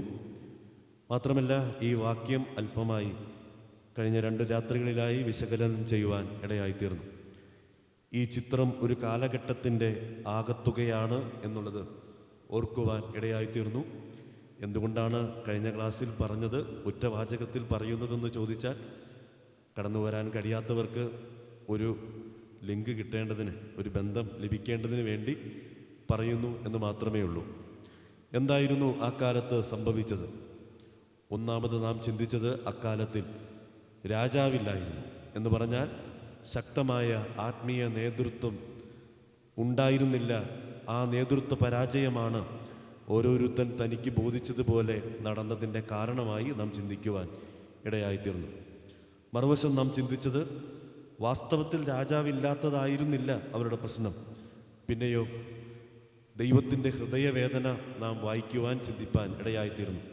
ഞാൻ ഭരിക്കാതെ വണ്ണം എന്നെയാകുന്നു അവർ ത്യജിച്ചത് എന്ന് പറഞ്ഞാൽ ദൈവാധിപത്യത്തെ നിരസിക്കുന്ന ഒരു തലമുറയായിട്ടാണ് ആ തലമുറയെ വെളിപ്പെടുത്തുവാൻ ഇടയായിത്തീർന്നത്. മൂന്നാമതായി നാം ചിന്തിച്ചത് ഈ തലക്കെട്ടിൽ അടങ്ങിയിരിക്കുന്ന അപകടം. ന്യൂ കിംഗ് ജെയിംസ് വെർഷനിൽ NKJV വെർഷനിൽ പറയുന്ന ഒരു വാചകമാണ് അതിന് ഏറെ ചിന്തനീയമായി തോന്നുവാൻ ഇടയായിത്തീർന്നു. നാം വായിച്ചല്ലോ, every one did what was right in his own eyes എന്ന് പറഞ്ഞാൽ അവരുടെ കണ്ണിന് ശരിയെന്ന് തോന്നിയത് അവർ ചെയ്തു. അത് കഴിഞ്ഞകാല ജീവിതത്തിൻ്റെ ഒരു മുന്നോടിയായി നമുക്ക് കാണാൻ കഴിയുന്ന വസ്തുതയാണ്. FES ലേഖനത്തിൽ നാം അത് ചിന്തിച്ചതാണ്. മുമ്പേ നാം എല്ലാവരും ജഡമോഹങ്ങളിൽ നടന്നവരായിരുന്നു. നമ്മുടെ ജഡത്തിനും മനോവികാരങ്ങൾക്കും ഇഷ്ടമുള്ളത് പ്രവർത്തിച്ച് ജീവിച്ചവരായിരുന്നു. അതായത് നമ്മുടെ സ്വന്തം കണ്ണിന് ശരിയെന്ന് തോന്നിയത് ചെയ്ത് ജീവിച്ച ഒരു കാലമുണ്ടായിരുന്നു. എന്നാൽ ഇപ്പോഴങ്ങനെയല്ല. എന്ത് ചിന്തിക്കണമെന്ന് ദൈവവചനത്തിൽ രേഖപ്പെടുത്തിയിട്ടുണ്ട്, എങ്ങനെ നടക്കണമെന്ന് രേഖപ്പെടുത്തിയിട്ടുണ്ട്, എന്ത് പ്രവർത്തിക്കണമെന്നുള്ളത് വളരെ വ്യക്തമായി രേഖപ്പെടുത്തിയിട്ടുണ്ട്. അതോടുള്ള ബന്ധത്തിൽ ജാതികളോടുള്ള ദൈവത്തിൻ്റെ ഇടപെടലുകൾ എങ്ങനെയായിരുന്നു എന്നുള്ളത് അമാലേക്കിൻ്റെ പാപത്തെക്കുറിച്ച് നാം ഓർക്കുവാൻ ഇടയായിത്തീർന്നു. അമാലേക്കിൻ്റെ പാപം സ്വർഗത്തിലെ ദൈവം കുറിച്ചു വച്ചിരിക്കുന്നു എന്ന് നാം ഓർക്കുവാൻ ഇടയായിത്തീർന്നു. അമാലേക്കിൻ്റെ പാപം എന്തായിരുന്നു? സഹോദര സന്തതിയെ അല്ലെങ്കിൽ സ്വന്തം ജനത്തെ സ്നേഹിക്കാൻ കരുതാൻ കരുതാതെ അവരുമായി യുദ്ധം പ്രഖ്യാപിക്കുന്ന അമാലേക്കിനെ നമുക്ക് കാണാനായിട്ട് കഴിയും. ദൈവം അവരുടെ പാപത്തെ കുറിച്ചു വെച്ചു. മാത്രമല്ല, തലമുറകൾ കഴിഞ്ഞിട്ടും ദൈവം ആ പാപത്തെ സന്ദർശിക്കുന്ന ഭയാനകതയാണ് നമുക്കത് കാണാൻ ഇടയായിത്തീരുന്നത്. തലമുറകളെ ബാധിക്കുന്ന പരിണിത ഫലം നാം ഓർക്കുവാനിടയായിത്തീരുന്നു. അങ്ങനെയെങ്കിൽ സ്വന്തം ജനമായ ഇസ്രയേലിൻ്റെ പാപത്തെ ദൈവം എങ്ങനെ കാണുന്നു എന്നുള്ളത് യെരമ്യാ പുസ്തകത്തിൽ നിന്നും നാം ചിന്തിച്ചു. യഹൂദയുടെ പാപം ഇരുമ്പെഴുത്താണി കൊണ്ടും വജ്രത്തിൻ്റെ മുന കൊണ്ടും ഹൃദയത്തിൻ്റെ പലകയിലും കൊമ്പുകളിലും രേഖപ്പെടുത്തിയതായി നാം വായിച്ച് കേൾക്കുവാനും ചിന്തിക്കുവാനും ഇടയായിത്തീർന്നു. അതോടൊപ്പം നമുക്കുള്ള വലിയ മുന്നറിയിപ്പും നാം ഓർക്കുവാനിടയായിത്തീർന്നു. നാമും അവിശ്വാസികളോടുകൂടെ ജാതികളോടുകൂടെ ശിക്ഷാവിധിയിൽ അകപ്പെടാൻ ഉള്ളവരല്ലാത്തതുകൊണ്ട് ദൈവം നമ്മുടെ പാപത്തെ കുറിച്ചു വയ്ക്കും. ഓരോ പാപത്തിനും പരിഹാരം കണ്ടെത്തുവാൻ ദൈവവചനപ്രകാരം ക്രൂശിൽ ചൊരിയപ്പെട്ട രക്തത്താൽ ഓരോ പാപത്തിനും പരിഹാരം കണ്ടെത്തേണ്ടുന്നതിൻ്റെ ആവശ്യകതയും നാം ഓർക്കുവാൻ ഇടയായിത്തീർന്നു. നാം ചിന്തിച്ച ഏറ്റവും പ്രധാനപ്പെട്ട രണ്ടാമത്തെ ആശയം, ബോധിച്ചതുപോലെ നടന്നതിൻ്റെ കാരണങ്ങൾ എന്താണ്? പല ചികിത്സാവിധികളെ ഓർത്ത് നാം ഓർക്കുവാനിടയായിത്തീർന്നു. ഒന്ന്, കാരണം കണ്ടെത്തി അതിനെ ചികിത്സിക്കുന്ന രീതി എന്ന് പറഞ്ഞാൽ കഴിഞ്ഞ കാലത്തിലെ ചരിത്രങ്ങൾ പരിശോധിച്ച് എവിടെ നിന്നാണ് ഈ രോഗം ആരംഭിച്ചത് എന്ന് കണ്ടെത്തി ചികിത്സിക്കുന്ന ഒരു ചികിത്സാവിധിയുണ്ട്. അതാണ് കാരണ ചികിത്സ എന്ന് നാം ചിന്തിക്കുവാനിടയായിത്തീർന്നു. അത് കണ്ടെത്തണമെങ്കിൽ അതിൻ്റെ കഴിഞ്ഞകാല ചരിത്രത്തിലേക്ക് പോകാൻ ഇടയായിത്തീരണം. എന്ന് പറഞ്ഞാൽ ഇപ്പോൾ ഹോമിയോ ട്രീറ്റ്മെൻറ്റിലൊക്കെ അങ്ങനെയുണ്ടല്ലോ. പിതാവിൻ്റെയും പിതാമഹന്മാരുടെയും ഒക്കെ ജീവിതത്തിൽ അവരുടെ ശരീരത്തിൽ എന്തെങ്കിലുമൊക്കെ രോഗങ്ങളുണ്ടെങ്കിൽ അത് ചോദിച്ച് വിശദമായി മനസ്സിലാക്കി മണിക്കൂറുകൾ ആ ഡോക്ടറിൻ്റെ അടുക്കലിരുന്ന് ചരിത്രം പരിശോധിക്കുന്നത് നമുക്ക് കാണാനായിട്ട് കഴിയും. അപ്പോൾ കഴിഞ്ഞകാല ചരിത്രത്തിൽ സംഭവിച്ച പരാജയമാണ് ഈ വരുന്ന തലമുറ അനുഭവിക്കാനിടയായിത്തീർന്നത് എന്നുള്ളത് നാം ഓർക്കുവാനിടയായിത്തീർന്നു. ന്യായാധിപന്മാരുടെ പുസ്തകം 2-ാം അധ്യായത്തിൻ്റെ 10-11 വാക്യങ്ങളിലാണ് നാം അതിൻ്റെ കാതലായ വിഷയം ഓർക്കുവാനിടയായിത്തീർന്നത്. അറിയാത്ത വേറൊരു തലമുറ ഉണ്ടായി. അതിൻ്റെ ആശയം നാം ഇങ്ങനെ ചിന്തിക്കാനിടയായിത്തീർന്നു. പറയാത്ത ഒരു തലമുറയുണ്ടായാൽ അറിയാത്ത മറ്റൊരു തലമുറ ഉണ്ടാകും. പറയാനുള്ള എല്ലാ കടപ്പാടുകളും സ്വർഗത്തിലെ ദൈവം ഒരുക്കിയിരുന്നു. കുടുംബത്തിൽ ദൈവം ഒരുക്കിയ ദൈവിക വ്യവസ്ഥയാണ് നാം ചിന്തിക്കുവാൻ ഇടയായിത്തീർന്നത്. മാത്രമല്ല, ഇസ്രയേലിന് ഒരു പ്രമാണം കൊടുക്കുമ്പോൾ അവിടെയും അടുത്ത തലമുറയോട് പറയേണ്ടുന്നതിൻ്റെ ഉത്തരവാദിത്വം ദൈവത്തിൻ്റെ ആത്മാവ് രേഖപ്പെടുത്തുവാൻ ഇടയായിത്തീർന്നു. പറയാത്ത ഒരു തലമുറ. രണ്ടാമതായി നാം ചിന്തിച്ചത് ദൈവിക കരുതൽ അവഗണിച്ച തലമുറ. ആ 10-ാം വാക്യത്തിൽ നിന്ന് നാം ചിന്തിച്ച വിഷയമാണ് ഇസ്രയേലിന് വേണ്ടി ദൈവം ചെയ്ത പ്രവൃത്തികൾ അവരെന്ത് ചെയ്തില്ല, ഓർത്തില്ല. ഓർക്കണമെന്ന് ദൈവത്തിന് നിർബന്ധം ഉണ്ടായിരുന്നു. അത് അവഗണിച്ച ഒരു തലമുറ. അതിൻ്റെ വിശദാംശങ്ങളും നാം കഴിഞ്ഞ ക്ലാസ്സിൽ ചിന്തിക്കുവാൻ ഇടയായിത്തീർന്നു. മൂന്നാമത്തെ കാരണം അവിടെ നിന്ന് ചിന്തിക്കുവാൻ ഞാൻ ആഗ്രഹിക്കുന്നത് ദൈവികമായ മുന്നറിയിപ്പുകളെ അവഗണിച്ച ഒരു തലമുറയായിരുന്നു ഈ തലമുറ. എന്തുകൊണ്ട്? ഓരോരുത്തൻ തനിക്ക് ബോധിച്ചതുപോലെ നടന്നു. ദൈവികമായ മുന്നറിയിപ്പുകളെ അവർ അവഗണിക്കുവാൻ ഇടയായിത്തീർന്നു. ആവർത്തന പുസ്തകം 27-ാം അധ്യായത്തിൻ്റെ 2, 3, 8 വാക്യങ്ങൾ നമുക്ക് വായിക്കാം. ആവർത്തന പുസ്തകം 27-ാം അധ്യായത്തിൻ്റെ 2, 3, 8 എന്നീ വാക്യങ്ങൾ വായിക്കാം. നിങ്ങൾ യോർദാൻ കടന്ന് നിന്റെ ദൈവമായ യഹോവ തരുന്ന ദേശത്ത് എത്തുന്ന ദിവസം നീ വലിയ കല്ലുകൾ നാട്ടി അവയ്ക്ക് കുമ്മായം തേക്കണം. നിന്റെ പിതാക്കന്മാരുടെ ദൈവമായ യഹോവ നിനക്ക് വാഗ്ദത്തം ചെയ്തതുപോലെ നിന്റെ ദൈവമായ യഹോവ നിനക്ക് തരുന്ന ദേശമായി പാലും തേനും ഒഴുകുന്ന ദേശത്ത് ചെല്ലുവാൻ കടന്ന ശേഷം നീ ഈ ന്യായപ്രമാണത്തിൻ്റെ വചനങ്ങളെല്ലാം അവയിൽ എഴുതണം. പ്രിയപ്പെട്ടവരെ, സ്വർഗത്തിലെ ദൈവം മോശയോട് കൊടുക്കുന്ന വലിയൊരു പ്രമാണത്തിൻ്റെ മഹത്വമാണ് നമുക്കവിടെ കാണാനായിട്ട് കഴിയുന്നത്. മോശയോട് പറയുകയാണ്, ശാപത്തിൻ്റെയും അനുഗ്രഹത്തിൻ്റെയും വാക്കുകൾ നീ ആ ദേശത്തേക്ക് നിനക്ക് സ്വസ്ഥമായി തരുന്ന ആ ദേശത്ത് ചെല്ലുമ്പോൾ ആ ദേശത്ത് വലിയ വലിയ കല്ലുകൾ നാട്ടണം. ആ വലിയ വലിയ കല്ലുകൾ നാട്ടി അതിൽ കുമ്മായം തേക്കണം. തേച്ചിട്ട് ഈ ദൈവിക പ്രമാണങ്ങളെ അതിൽ വളരെ വ്യക്തമായി തെളിവായി എഴുതുവാൻ ഇടയായിത്തീരണം. നമുക്കറിയാം, നാം റോഡിലൂടെ സഞ്ചരിക്കുമ്പോൾ പല പല മയിൽക്കുറ്റികൾ കാണുവാൻ ഇടയായിത്തീരുന്നുണ്ട്. ചില മുന്നറിയിപ്പിൻ്റെ ബോർഡുകൾ നമുക്ക് കാണാനായിട്ട് കഴിയുന്നുണ്ട്. എന്ന് പറഞ്ഞാൽ ചില മുന്നറിയിപ്പുകൾ ദൈവം തൻ്റെ ജനത്തെ ഓർപ്പിക്കേണ്ടതിന് വേണ്ടി വലിയ വലിയ കല്ലുകളിൽ വെള്ളം തേച്ച് ആ കല്ലുകളിൽ രേഖപ്പെടുത്തി വെക്കണമെന്ന് ദൈവം മോശയോട് പറഞ്ഞിരുന്നു. ഈ ചരിത്രത്തിൻ്റെ വിശദാംശങ്ങളാണ് യോശുവയുടെ പുസ്തകം 8-ാം അധ്യായത്തിൻ്റെ 30-32 വാക്യങ്ങൾ നമുക്ക് കാണാനായിട്ട് കഴിയുന്നത്. അവിടെ വായിക്കുന്നത്, ഈ ചരിത്രം അത് വ്യക്തമായി രേഖപ്പെടുത്തുവാൻ മോശ മുഖാന്തരം അരുളി ചെയ്ത ദൈവിക പ്രമാണങ്ങളെ യോശുവ അതുപോലെ ചെയ്തതായി നമുക്ക് വായിക്കാനായിട്ട് കഴിയും. യോശുവയുടെ പുസ്തകം 8-ാം അധ്യായത്തിൻ്റെ 30-32 വാക്യങ്ങൾ. അനന്തരം യോശുവ ഇസ്രായേലിൻ്റെ ദൈവമായ യഹോവയ്ക്ക് ഏബാൽ പർവ്വതത്തിൽ ഒരു യാഗപീഠം പണിതു. മോശ എഴുതിയിരുന്ന ന്യായപ്രമാണത്തിൻ്റെ ഒരു പകർപ്പ് അവൻ അവിടെ ഇസ്രായേൽ മക്കൾ കാണുകയെ ആ കല്ലുകളിൽ എഴുതി. അവിടെ വ്യക്തമായി ദൈവം പറഞ്ഞ കാര്യം, മോശയോട് എന്ത് കൽപ്പിച്ചുവോ അത് അതുപോലെ യോശുവ നിവർത്തിക്കുന്നതായി നമുക്ക് അവിടെ കാണാനായിട്ട് കഴിയും. എൻ്റെ പ്രിയപ്പെട്ടവരെ, ഞാൻ പറയട്ടെ, ദൈവം ആ ജനത്തെ കരുതുന്ന ദൈവിക വഴികൾ, മുന്നറിയിപ്പിൻ്റെ ഓർമ്മ കല്ലുകളായി അനേക കല്ലുകൾ ആ ദേശത്ത്, ദൈവം സ്വസ്ഥമായി കൊടുത്തിരുന്ന ദേശത്ത് നാട്ടി അതിൽ അനുഗ്രഹത്തിൻ്റെ വാക്കുകൾ രേഖപ്പെടുത്തി വെച്ചതായി നമുക്ക് കാണാനായിട്ട് കഴിയും. മാത്രമല്ല, യോർദാന്റെ അക്കരയും ഇക്കരയുമുണ്ട് ഇതിന് സമാനമായ കല്ലുകൾ. വീണ്ടെടുപ്പിന്റെ സാക്ഷ്യം പുലർത്തുന്ന മനോഹരമായ കല്ലുകൾ യോർദാന്റെ അക്കരെ നാട്ടിയിട്ടുണ്ട്. നമുക്കറിയാം, യോർദാൻ കടക്കുന്ന സമയത്ത് പുരോഹിതന്മാർ ചവിട്ടി നിന്ന കാലുകൾ, ആ പതിച്ച കല്ലുകൾ എടുക്കണമെന്നും ആ കല്ലുകൾ എടുത്ത് യോർദാന്റെ അക്കരെ നാട്ടണമെന്നും ദൈവം യോശുവയോട് കൽപ്പിച്ചിരുന്നു. അത് വീണ്ടെടുപ്പിന്റെ കല്ലുകളായി, വീണ്ടെടുപ്പിന്റെ സാക്ഷ്യം പറയുന്ന കല്ലുകളായി ആ കല്ലുകൾ അവിടെ നിൽക്കുകയാണ്. യോർദാന്റെ അടിത്തട്ടിൽ കിടന്നിരുന്ന കല്ലുകളെ അവിടെ നിന്ന് എടുത്ത് പുരോഹിതന്മാരുടെ കാലുകൾ വെച്ച ആ കല്ലുകൾ എടുത്ത് യോർദാന്റെ അക്കരെ നാട്ടിയിട്ടുണ്ട്. വായിക്കണ്ട, നമുക്ക് വേഗത്തിൽ മുമ്പോട്ട് പോകാം. യോശുവയുടെ പുസ്തകം 22-ാം അധ്യായത്തിലേക്ക് വരിക. അതിൻ്റെ 27, 28 വാക്യങ്ങൾ നാം വായിക്കുമ്പോൾ, യോർദാന്റെ ഇക്കരയുമുണ്ട് ചില കല്ലുകൾ എന്ന് പറഞ്ഞാൽ, യോർദാന്റെ ഇക്കരെ അവകാശമായി ലഭിച്ചത് രൂബേന്യർക്കും ഗാദ്യർക്കും മനശ്ശെയുടെ പാതി ഗോത്രത്തിനുമാണ്. നമുക്കറിയാം, 22-ാം അധ്യായം എന്ന് പറയുന്നത് മോശ യോശുവ നൽകുന്ന ഒരു വിടവാങ്ങൽ സന്ദേശമാണെന്ന് നമുക്ക് പറയാം. 24-ാം അധ്യായത്തിൽ ഒരു വിടവാങ്ങൽ സന്ദേശമായി നമുക്കത് കാണാനായിട്ട് കഴിയും. തൻ്റെ ജനമായ ഇസ്രയേലിനെ മുന്നിൽ നിർത്തി യോശുവ പറയുന്ന വിടവാങ്ങൽ സന്ദേശമാണ്.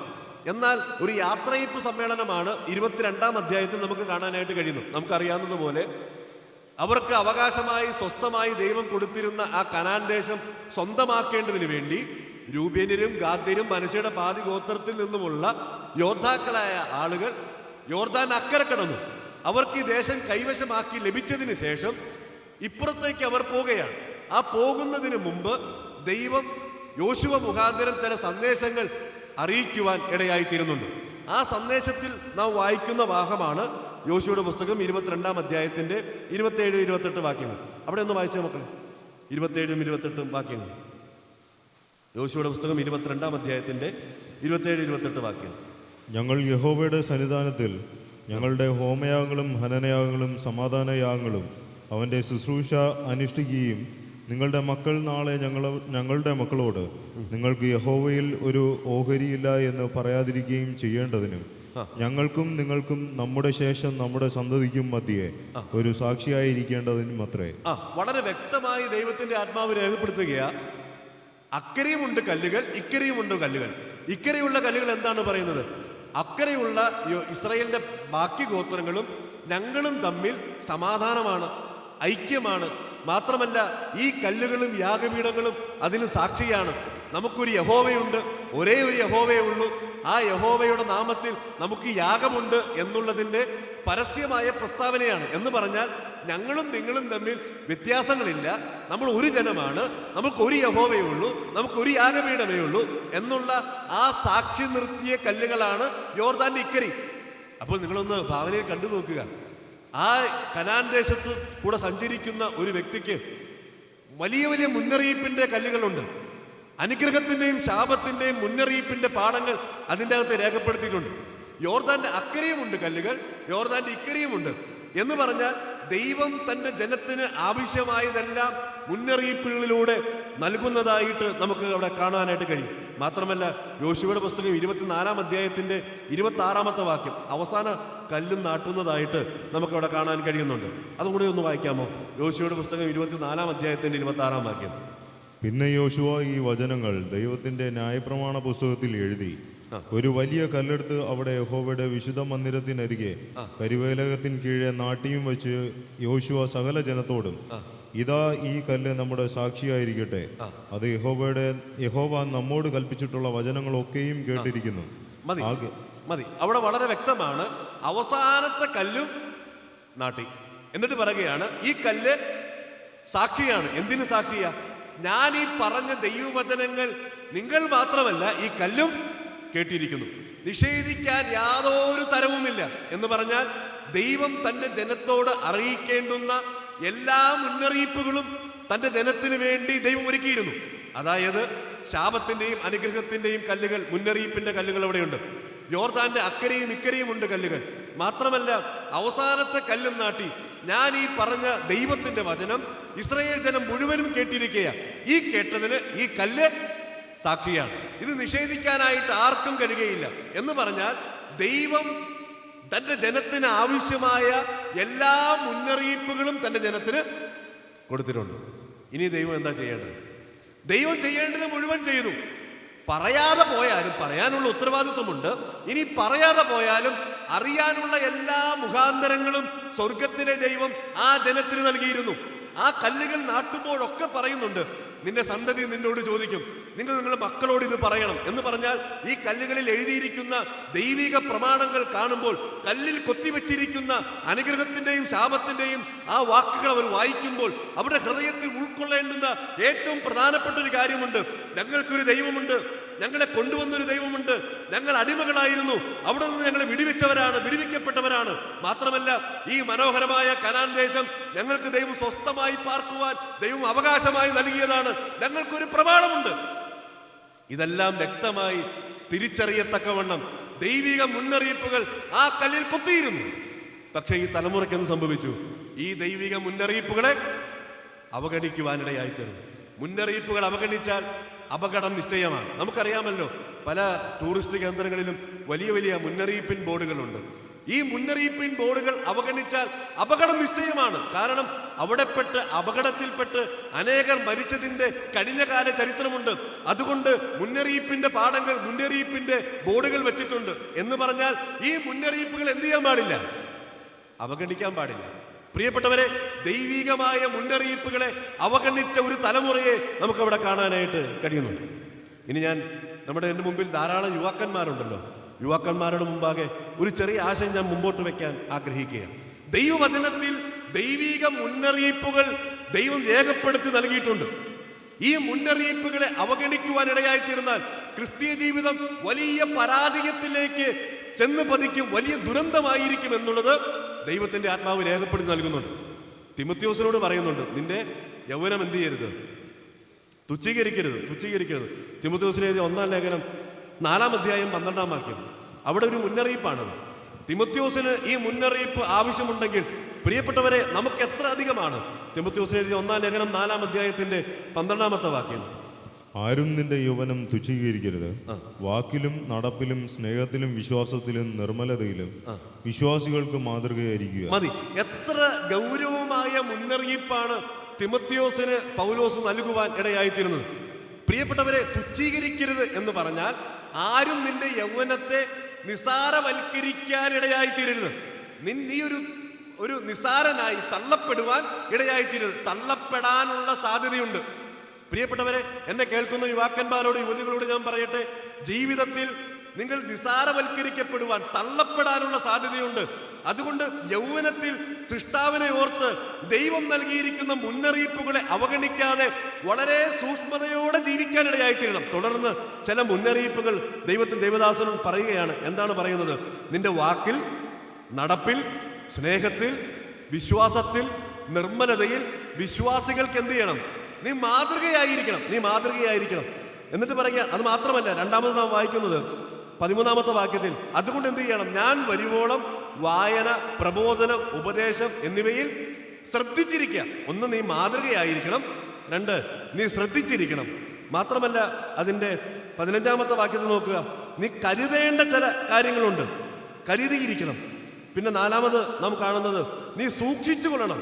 16-ാമത്തെ വാക്യത്തിന്റെ പ്രാരംഭഭാഗം, നിന്നെ തന്നെയും ഉപദേശത്തെയും സൂക്ഷിക്കണം. പിന്നെ നാം വായിക്കുന്നത്, ഇതിൽ ഉറച്ചു നിൽക്കണം എന്ന് പറഞ്ഞാൽ കല്ലുകൾ മുന്നറിയിപ്പായി സ്വർഗത്തിലെ ദൈവം ഉറപ്പിച്ചു നൽകിയിരിക്കുന്നത് പോലെ ദൈവിക മുന്നറിയിപ്പുകളെ അവഗണിക്കാതെ സൂക്ഷ്മതയോടെ ദൈവിക പ്രമാണങ്ങളിൽ ഉറച്ചു നിൽക്കുവാനിടയായിത്തീരണം. ഉറച്ചു നിൽക്കണം. ഇതിങ്ങനെ ഉറച്ചു നിന്നില്ലെങ്കിൽ എന്ത് സംഭവിക്കും? നിന്റെ യൗവനം തുച്ഛീകരിക്കപ്പെടും. അത് 1-ാമത്തെ കാര്യം. എന്ന് പറഞ്ഞാൽ നീ നിസാരനാക്കി തീർക്കപ്പെടും. ദൈവസന്നിധിയിൽ നിനക്ക് പ്രാഗൽഭ്യമില്ലാതെ അത് നഷ്ടപ്പെടുവാനിടയായിത്തീരും.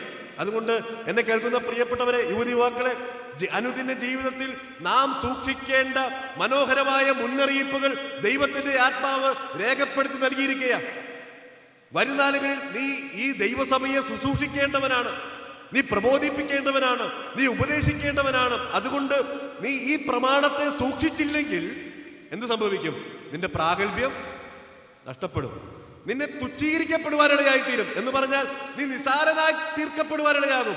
നിനക്ക് ലഭിക്കേണ്ട പ്രാഗൽഭ്യം നഷ്ടപ്പെടുവാനിടയായിത്തീരും. മാത്രമല്ല, 16-ാമത്തെ വാക്യം, അങ്ങനെ ചെയ്താൽ നീ നിന്നെയും നിന്റെ പ്രസംഗം കേൾക്കുന്നവരെയും രക്ഷിക്കും. എന്ന് പറഞ്ഞാൽ എൻ്റെ അർത്ഥം എന്താ? നീ ഇത് സൂക്ഷിച്ച് അതിൽ ഉറച്ചു നിന്നാൽ, ഒന്നാമത് നിനക്കത് പ്രയോജനകരമാണ്. മാത്രമല്ല, നീ ഉപദേശിക്കുന്നതിലൂടെ മറ്റുള്ളവർക്കും അത് പ്രയോജനകരമായിരിക്കും. ജീവരക്ഷ പ്രാപിക്കുന്നതിന് കാരണമായി തീരും. എന്ന് പറഞ്ഞാൽ മറ്റുള്ളവരുടെ ജീവിതത്തിൽ എന്തെങ്കിലും വ്യത്യാസം നിന്റെ ജീവിതം കൊണ്ടോ ശുശ്രൂഷ കൊണ്ടോ ലഭിക്കണമെങ്കിൽ എന്ത് ചെയ്യണം?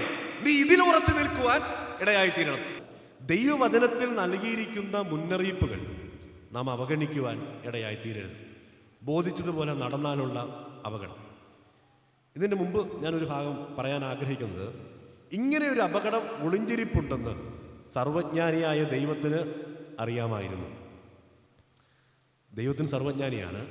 അതുകൊണ്ട് ഇങ്ങനെ ഒരു അപകടം സംഭവിക്കും എന്നുള്ളത് ദൈവത്തിനറിയാം. അതുകൊണ്ട് സംഭവിക്കാതിരിക്കാനുള്ള മുന്നറിയിപ്പുകൾ ദൈവത്തിൻ്റെ വചനം നൽകുന്നുണ്ട്. ആവർത്തന പുസ്തകം 12-ാം അധ്യായത്തിൻ്റെ 8-ാം വാക്യം. ആവർത്തന പുസ്തകം 12-ാം അധ്യായത്തിൻ്റെ 8-ാം വാക്യം. നാം ഇന്ന് ഇവിടെ ഓരോരുത്തൻ താന്താന് ബോധിച്ച പ്രകാരം ഒക്കെയും ചെയ്യുന്നത് പോലെ നിങ്ങൾ ചെയ്യരുത്. നിങ്ങളുടെ ദൈവമായ യഹോവ നിങ്ങൾക്ക് തരുന്ന സ്വസ്ഥതയും അവകാശത്തിനും നിങ്ങൾ ഇതുവരെ എത്തിയിട്ടില്ലല്ലോ. മതി. ഇവിടെ നാം വായിക്കുന്നത്, താന്താന് ബോധിച്ച പ്രകാരമൊക്കെയും ചെയ്തതുപോലെ നിങ്ങൾ എന്ത് ചെയ്യാൻ പാടില്ല? ഇനി ചെയ്യാൻ പാടില്ല. എന്നിട്ട് പറയുകയാണ്, ഇതുവരെ നിങ്ങൾ അങ്ങനെയാണ് ജീവിച്ചത്. അതിനൊരു കാരണം ദൈവം പറയുന്നുണ്ട്. എന്താ കാരണം? നിങ്ങൾക്ക് ദൈവം സ്വസ്ഥമായി തരുന്ന കനാൻ ദേശത്ത് നിങ്ങൾ ഇതുവരെ പ്രവേശിച്ചിട്ടില്ല. എന്നാൽ ആ കനാൻ ദേശത്ത് നിങ്ങൾ പ്രവേശിക്കുമ്പോൾ ഇതുവരെ നിങ്ങൾ ബോധിച്ചതുപോലെയാണ് നടന്നത്. അതുപോലെ ഇനി എന്ത് ചെയ്യാൻ പാടില്ല? നടക്കാൻ പാടില്ല. എത്ര വ്യക്തമായിട്ടാണ് ഇതേ വാചകങ്ങൾ ദൈവം പറയുവാൻ ഇടയായിത്തീരുന്നത്. എന്ന് പറഞ്ഞാൽ നിങ്ങൾ ബോധിച്ചതുപോലെ നടക്കാനുള്ള സാധ്യതയുണ്ട് കനാൻ ദേശത്ത് ചെല്ലുമ്പോൾ. കാരണം എന്താ? ഇതുവരെ നടന്നു വന്ന വഴികൾ അങ്ങനെയാ. കാരണം വ്യക്തമായൊരു പ്രമാണം ഇവർക്ക് ലഭിച്ചിട്ടില്ല. മാത്രമല്ല വ്യക്തമായ ദൈവിക ആചാര അനുഷ്ഠാനങ്ങളെക്കുറിച്ചുള്ള വെളിപ്പാടുകൾ ഇവർക്ക് ലഭിച്ചിട്ടില്ല. ദൈവം വാഗ്ദത്തം ചെയ്തിരിക്കുന്ന കനാൻ ദേശത്തേക്ക് ഇവർ പ്രവേശിച്ചിട്ടില്ല. അതൊക്കെയാണ് ഇതിൻ്റെ കാരണങ്ങൾ. എന്നാൽ ദൈവം പറയുകയാണ്, ആ ദേശത്തേക്ക് നിങ്ങൾ പ്രവേശിച്ചത് കഴിഞ്ഞാൽ പിന്നെ നിങ്ങൾ ഇതുവരെ നടന്നതുപോലെ എന്ത് ചെയ്യാൻ പാടില്ല, നടക്കാൻ പാടില്ല. ലേവ്യ പുസ്തകം 18-ാം അധ്യായത്തിൻ്റെ 3-ാം വാക്യം അതുകൂടെ ഒന്ന് ചേർത്ത് വായിക്കാം മോനെ. ലേവ്യ പുസ്തകം 18-ാം അധ്യായത്തിൻ്റെ 3-ാം വാക്യം. നിങ്ങൾ പാർത്തിരുന്ന മിസ്രയീം ദേശത്തിലെ നടപ്പ് പോലെ നിങ്ങൾ നടക്കരുത്.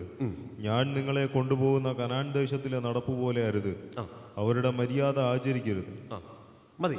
അവിടെ നാം കണ്ടത്, ഒന്നാമത് നാം കണ്ടത്, നാം ഇതുവരെ എങ്ങനെയാണ് നടന്നത്. ഇതിനു മുമ്പ് ദൈവം പറഞ്ഞിട്ടുണ്ട്, നിങ്ങൾ സ്വസ്ഥമായി ദൈവം നിങ്ങൾക്ക് നൽകാൻ പോകുന്ന കനാൻ ദേശത്തേക്ക് നിങ്ങൾ പ്രവേശിക്കുമ്പോൾ എന്ത് ചെയ്യാൻ പാടില്ല, മിസ്രയീം ദേശത്തിലെ നടപ്പ് പോലെ നടക്കരുത്. ഇനി നിങ്ങൾ ചെല്ലുന്ന കനാൻ ദേശത്തൊരു നടപ്പുണ്ട്, ആ നടപ്പും മര്യാദ പ്രകാരം അവിടെയും നടക്കാൻ പാടില്ല. ഞാൻ നിങ്ങൾക്കൊരു പുതിയ പ്രമാണം നൽകാം, ആ പ്രമാണം അനുസരിച്ച് വേണം നിങ്ങൾ അവിടെ നടക്കാൻ. അപ്പോൾ ഇന്നുവരെ നിങ്ങൾ എങ്ങനെ നടന്നു എന്നുള്ളത് വളരെ വ്യക്തമാണ്. അത് ദൈവം നോക്കിക്കൊണ്ടിരിക്കുക, അത് രേഖപ്പെടുത്തുന്നുണ്ട്. ഇനി നടക്കാൻ സാധ്യതയുള്ള വഴികളും ദൈവം രേഖപ്പെടുത്തുന്നുണ്ട്. എന്നിട്ടൊരു മുന്നറിയിപ്പ് കൊടുക്കുക, അതുപോലെ നടക്കരുത്. മുമ്പിൽ നിങ്ങൾ മിസ്രയീം ദേശത്ത് എങ്ങനെ നടന്നുവോ അതുപോലെ നടക്കരുത്. മാത്രമല്ല നിങ്ങൾ പ്രവേശിക്കാൻ പോകുന്ന കനാൻ ദേശത്ത് ഒരു നടപ്പുണ്ട്, ഒരു മര്യാദയുണ്ട്. ആ മര്യാദയും നിങ്ങൾ സൂക്ഷിക്കാൻ പാടില്ല. നിങ്ങൾക്ക് വേറൊരു പ്രമാണം ഞാൻ തരാം. ആ പ്രമാണത്തിന്റെ മഹത്വം എത്രയോ ശ്രേഷ്ഠമാണ്. അതെന്തിനു വേണ്ടിയാ? നിങ്ങൾ ദൈവത്തിന് വിശുദ്ധരായിരിക്കാൻ, നിങ്ങൾ വിശുദ്ധരായിരിക്കേണ്ടതിന് ഞാൻ നിങ്ങൾക്കൊരു പ്രമാണം നൽകാം. മാത്രമല്ല എനിക്ക് സ്വന്തമായിരിക്കേണ്ടതിന്, നിങ്ങളെ വിളിച്ച് വേർതിരിച്ചതിന്റെ ഉദ്ദേശം നിങ്ങളിലൂടെ സാധ്യമാകേണ്ടതിന് ഞാൻ നിങ്ങൾക്ക് വേറൊരു പ്രമാണം നൽകാം. എന്ന് പറഞ്ഞാൽ നിങ്ങൾ ദൈവത്താൽ വിളിച്ച് വേർതിരിക്കപ്പെട്ടവരാണ്. അതുകൊണ്ട് ഇനി കഴിഞ്ഞ കാല ചരിത്രത്തിൽ എങ്ങനെ നടന്നുവോ അതുപോലെ നടക്കരുത്. സാധാരണയുള്ളൊരു നടപ്പുണ്ടല്ലോ, അതും നടക്കാൻ പാടില്ല. വേറൊരു പ്രമാണം ഞാൻ നിങ്ങൾക്ക് നൽകാം. നാം ആരാണ്? നാമും പുരോഹിതന്മാരാണ്, വിളിച്ച് വേർതിരിക്കപ്പെട്ടവരാണ്, അല്ലേ? അതിൻ്റെ വിശദാംശങ്ങളിലേക്ക് പോകേണ്ട ആവശ്യമില്ല എന്നാണ് എനിക്ക് തോന്നുന്നത്. നമുക്ക് ഏറെ സുപരിചിതമാണ് 1 പത്രോസ് 2:9, 1 പത്രോസ് 2:5, വെളിപ്പാട് പുസ്തകം 1:6, 5:10. ഇവിടെയൊക്കെ നാം ആരാണ് എന്നുള്ളതിനെക്കുറിച്ച് വ്യക്തമായ ബോധ്യം ദൈവത്തിൻ്റെ ആത്മാവ് നൽകുന്നുണ്ട്. നാം തിരഞ്ഞെടുക്കപ്പെട്ടൊരു ജാതിയാണ്, രാജകീയ പുരോഹിത വർഗമാണ്, വിശുദ്ധ വംശമാണ്, സ്വന്തം ജനമാണ്. നാം ദൈവത്തിന് പുരോഹിതന്മാരാണ്. അതൊക്കെ രേഖപ്പെടുത്തുന്നുണ്ട്. ആർക്കാണ് നാം പുരോഹിതന്മാർ? ദൈവത്തിന് പുരോഹിതന്മാർ. ദൈവം നമ്മെ നിയോഗിച്ചതിന് വലിയ ഉദ്ദേശങ്ങളുണ്ട്. അപ്പോൾ ദൈവം നമ്മെയും പുരോഹിതന്മാരാക്കി, ദൈവത്തിൻ്റെ പ്രമാണം നൽകി, വിളിച്ച് വേർതിരിക്കപ്പെട്ടവരാക്കി ദൈവം നമ്മെ സൂക്ഷിക്കുകയാണ്. അതുകൊണ്ട് ദൈവം നമ്മോട് പറയുകയാണ്, നമുക്ക് ഈ ലോക ജീവിതത്തിൽ സാധാരണ മനുഷ്യർക്കുള്ളതുപോലെ ഒരു പ്രമാണമുണ്ട്. ആ പ്രമാണപ്രകാരം എന്ത് ചെയ്യാൻ പാടില്ല, നടക്കാൻ പാടില്ല. എന്നെ ഏറെ ചിന്തിപ്പിച്ച ഒരു വാക്യം ലേവ്യ പുസ്തകം 21-ാം അധ്യായത്തിൻ്റെ 12-ാം വാക്യം. അതുകൂടി ഒന്ന് ചേർത്ത് വായിക്കാം. ലേവ്യ പുസ്തകം 21-ാം അധ്യായത്തിൻ്റെ 12-ാം വാക്യം. വിശുദ്ധ മന്ദിരം വിട്ട് അവൻ പുറത്തിറങ്ങുകയും തന്റെ ദൈവത്തിന്റെ വിശുദ്ധ മന്ദിരം അശുദ്ധമാക്കുകയും അരുത്. അവന്റെ ദൈവത്തിന്റെ അഭിഷേക തൈലമായ സംസ്കാരം അവന്റെ മേൽ ഇരിക്കുന്നു. ഞാൻ യഹോവയാകുന്നു. മതി. എത്ര വ്യക്തമായിട്ടാണ് ദൈവം ഇത് പറയുന്നത്. പുരോഹിതന്മാരെ കുറിച്ചാണ് പറയുന്നത്. അവർ എനിക്കായി വേർതിരിക്കപ്പെട്ടവരാണ്. കാരണം എന്താണ്? 12-ാമത്തെ വാക്യത്തിൽ അവന്റെ ദൈവത്തിന്റെ അഭിഷേക തൈലമായ സംസ്കാരം അവന്റെ മേൽ ഇരിക്കുന്നു എന്ന് പറഞ്ഞാൽ അതിൻ്റെ ആശയം എന്താ? അവൻ ദൈവത്താൽ അഭിഷേകം ചെയ്യപ്പെട്ടവരാണ്. നാമും അങ്ങനെയല്ലേ? നാമും പുരോഹിതന്മാരാണ്, വിളിച്ചു വേർതിരിക്കപ്പെട്ടവരാണ്. മാത്രമല്ല നാമും അഭിഷേകം പ്രാപിച്ചവരാണ്. അത് വായിക്കണമോ? 1 യോഹന്നാൻ 2:27. അതുകൂടി ഒന്ന് വായിക്കാമോ? 1 യോഹന്നാൻ 2:27. അവനാൽ പ്രാപിച്ച അഭിഷേകം നിങ്ങളിൽ വസിക്കുന്നു. ആരും നിങ്ങളെ ഉപദേശിക്കുവാൻ ആവശ്യമില്ല. അവന്റെ അഭിഷേകം തന്നെ നിങ്ങളുടെ സകലവും ഉപദേശിച്ചു തരികയായാലും. അപ്പോൾ നമ്മിൽ എന്തുണ്ട്? ദൈവത്തിന്റെ ആത്മാവിന്റെ അഭിഷേകം ഉണ്ട്. നമ്മിൽ ആ അഭിഷേകം വസിക്കുകയാണ്. നാം അഭിഷേകം പ്രാപിച്ചവരാണ്. ഇനി അഭിഷേകം പ്രാപിക്കാൻ ആവശ്യമില്ലാതെ വണ്ണം ആ അഭിഷേകത്തിൽ വസിക്കുന്ന ആ ഉന്നതമായ നിലവാരത്തിൽ നാം ജീവിക്കുകയാണ്. അപ്പോൾ നമുക്കുമുണ്ട് എന്തുണ്ട്? അഭിഷേകമുണ്ട്, അഭിഷേകം നാം പ്രാപിച്ചവരുമാണ്. ഇവിടെ നാം വായിച്ച വാക്യത്തിൽ അഭിഷേക തൈലത്തിന് എന്തുണ്ട്? ഒരു സംസ്കാരമുണ്ട്, അല്ലേ? പ്രിയപ്പെട്ടവരെ, ഓരോ രാജ്യത്തിനും ഓരോ സംസ്കാരമുണ്ട്, ഓരോ ഗോത്രത്തിനും ഓരോ സംസ്കാരമുണ്ട്. അത് ഞാൻ ലേവി ഗോത്രത്തിൻ്റെ കാര്യം വിശദീകരിക്കുമ്പോൾ നാളത്തെ ക്ലാസ്സിൽ അത് വിശദീകരിക്കാം. ഓരോ സംസ്കാരമുണ്ട്, അവരുടെ സംസാര ശൈലിയിൽ വ്യത്യാസമുണ്ട്. ഇവിടെയുള്ള തിരുവനന്തപുരത്തുള്ള ആളുകൾ സംസാരിക്കുന്നത് പോലെയല്ല തൃശ്ശൂരുള്ള ആളുകൾ സംസാരിക്കുന്നത്. രണ്ടു കൂട്ടരും ഇവിടെ ഉണ്ട്, നമുക്കറിയാവുന്നതാണ്. വളരെ വ്യത്യാസമാണ്. ഇപ്പോൾ കേരളത്തിലാണെങ്കിൽ പോലും സംസാര ശൈലിയിൽ വ്യത്യാസമുണ്ട്, സംസ്കാരത്തിൽ വ്യത്യാസമുണ്ട്. ഇവിടെ പറയുന്നത് നിങ്ങൾ അഭിഷേകം പ്രാപിച്ചവരാകയാൽ, നിങ്ങൾ ആത്മാവിൻ്റെ അഭിഷേകം നിങ്ങളിൽ ഇരിക്കുന്നു എന്നുള്ളത് കൊണ്ട് എന്തുണ്ട്?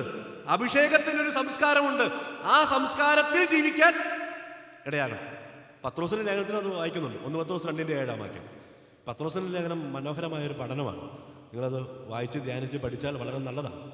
അവിടെ നാം വായിക്കുന്നത്, വിശ്വസിക്കുന്ന നിങ്ങൾക്ക് ആ മാന്യത ഉണ്ട്. ആ മാന്യത ഉണ്ടോ? വിശ്വസിക്കുന്നത് നിങ്ങൾക്ക് ആ മാന്യതയുണ്ട്. ആത്മീയ യാഗം കഴിക്കാൻ തക്കവണ്ണം വിശുദ്ധ പുരോഹിത വർഗമായി നാം പണിയപ്പെട്ടിരിക്കുന്നവരാണ്. നമുക്ക് ആ മാന്യതയും സംസ്കാരവും സൂക്ഷിക്കുവാനിടയായിത്തീരണം. നമ്മുടെ വ്യക്തി ജീവിതത്തിൽ ഈ മാന്യതയും സംസ്കാരവും സൂക്ഷിക്കണം. ഈ മാന്യത നമ്മുടെ വ്യക്തി ജീവിതങ്ങളിലുണ്ടോ? നമ്മുടെ വേഷങ്ങളിൽ ഈ മാന്യതയുണ്ടോ?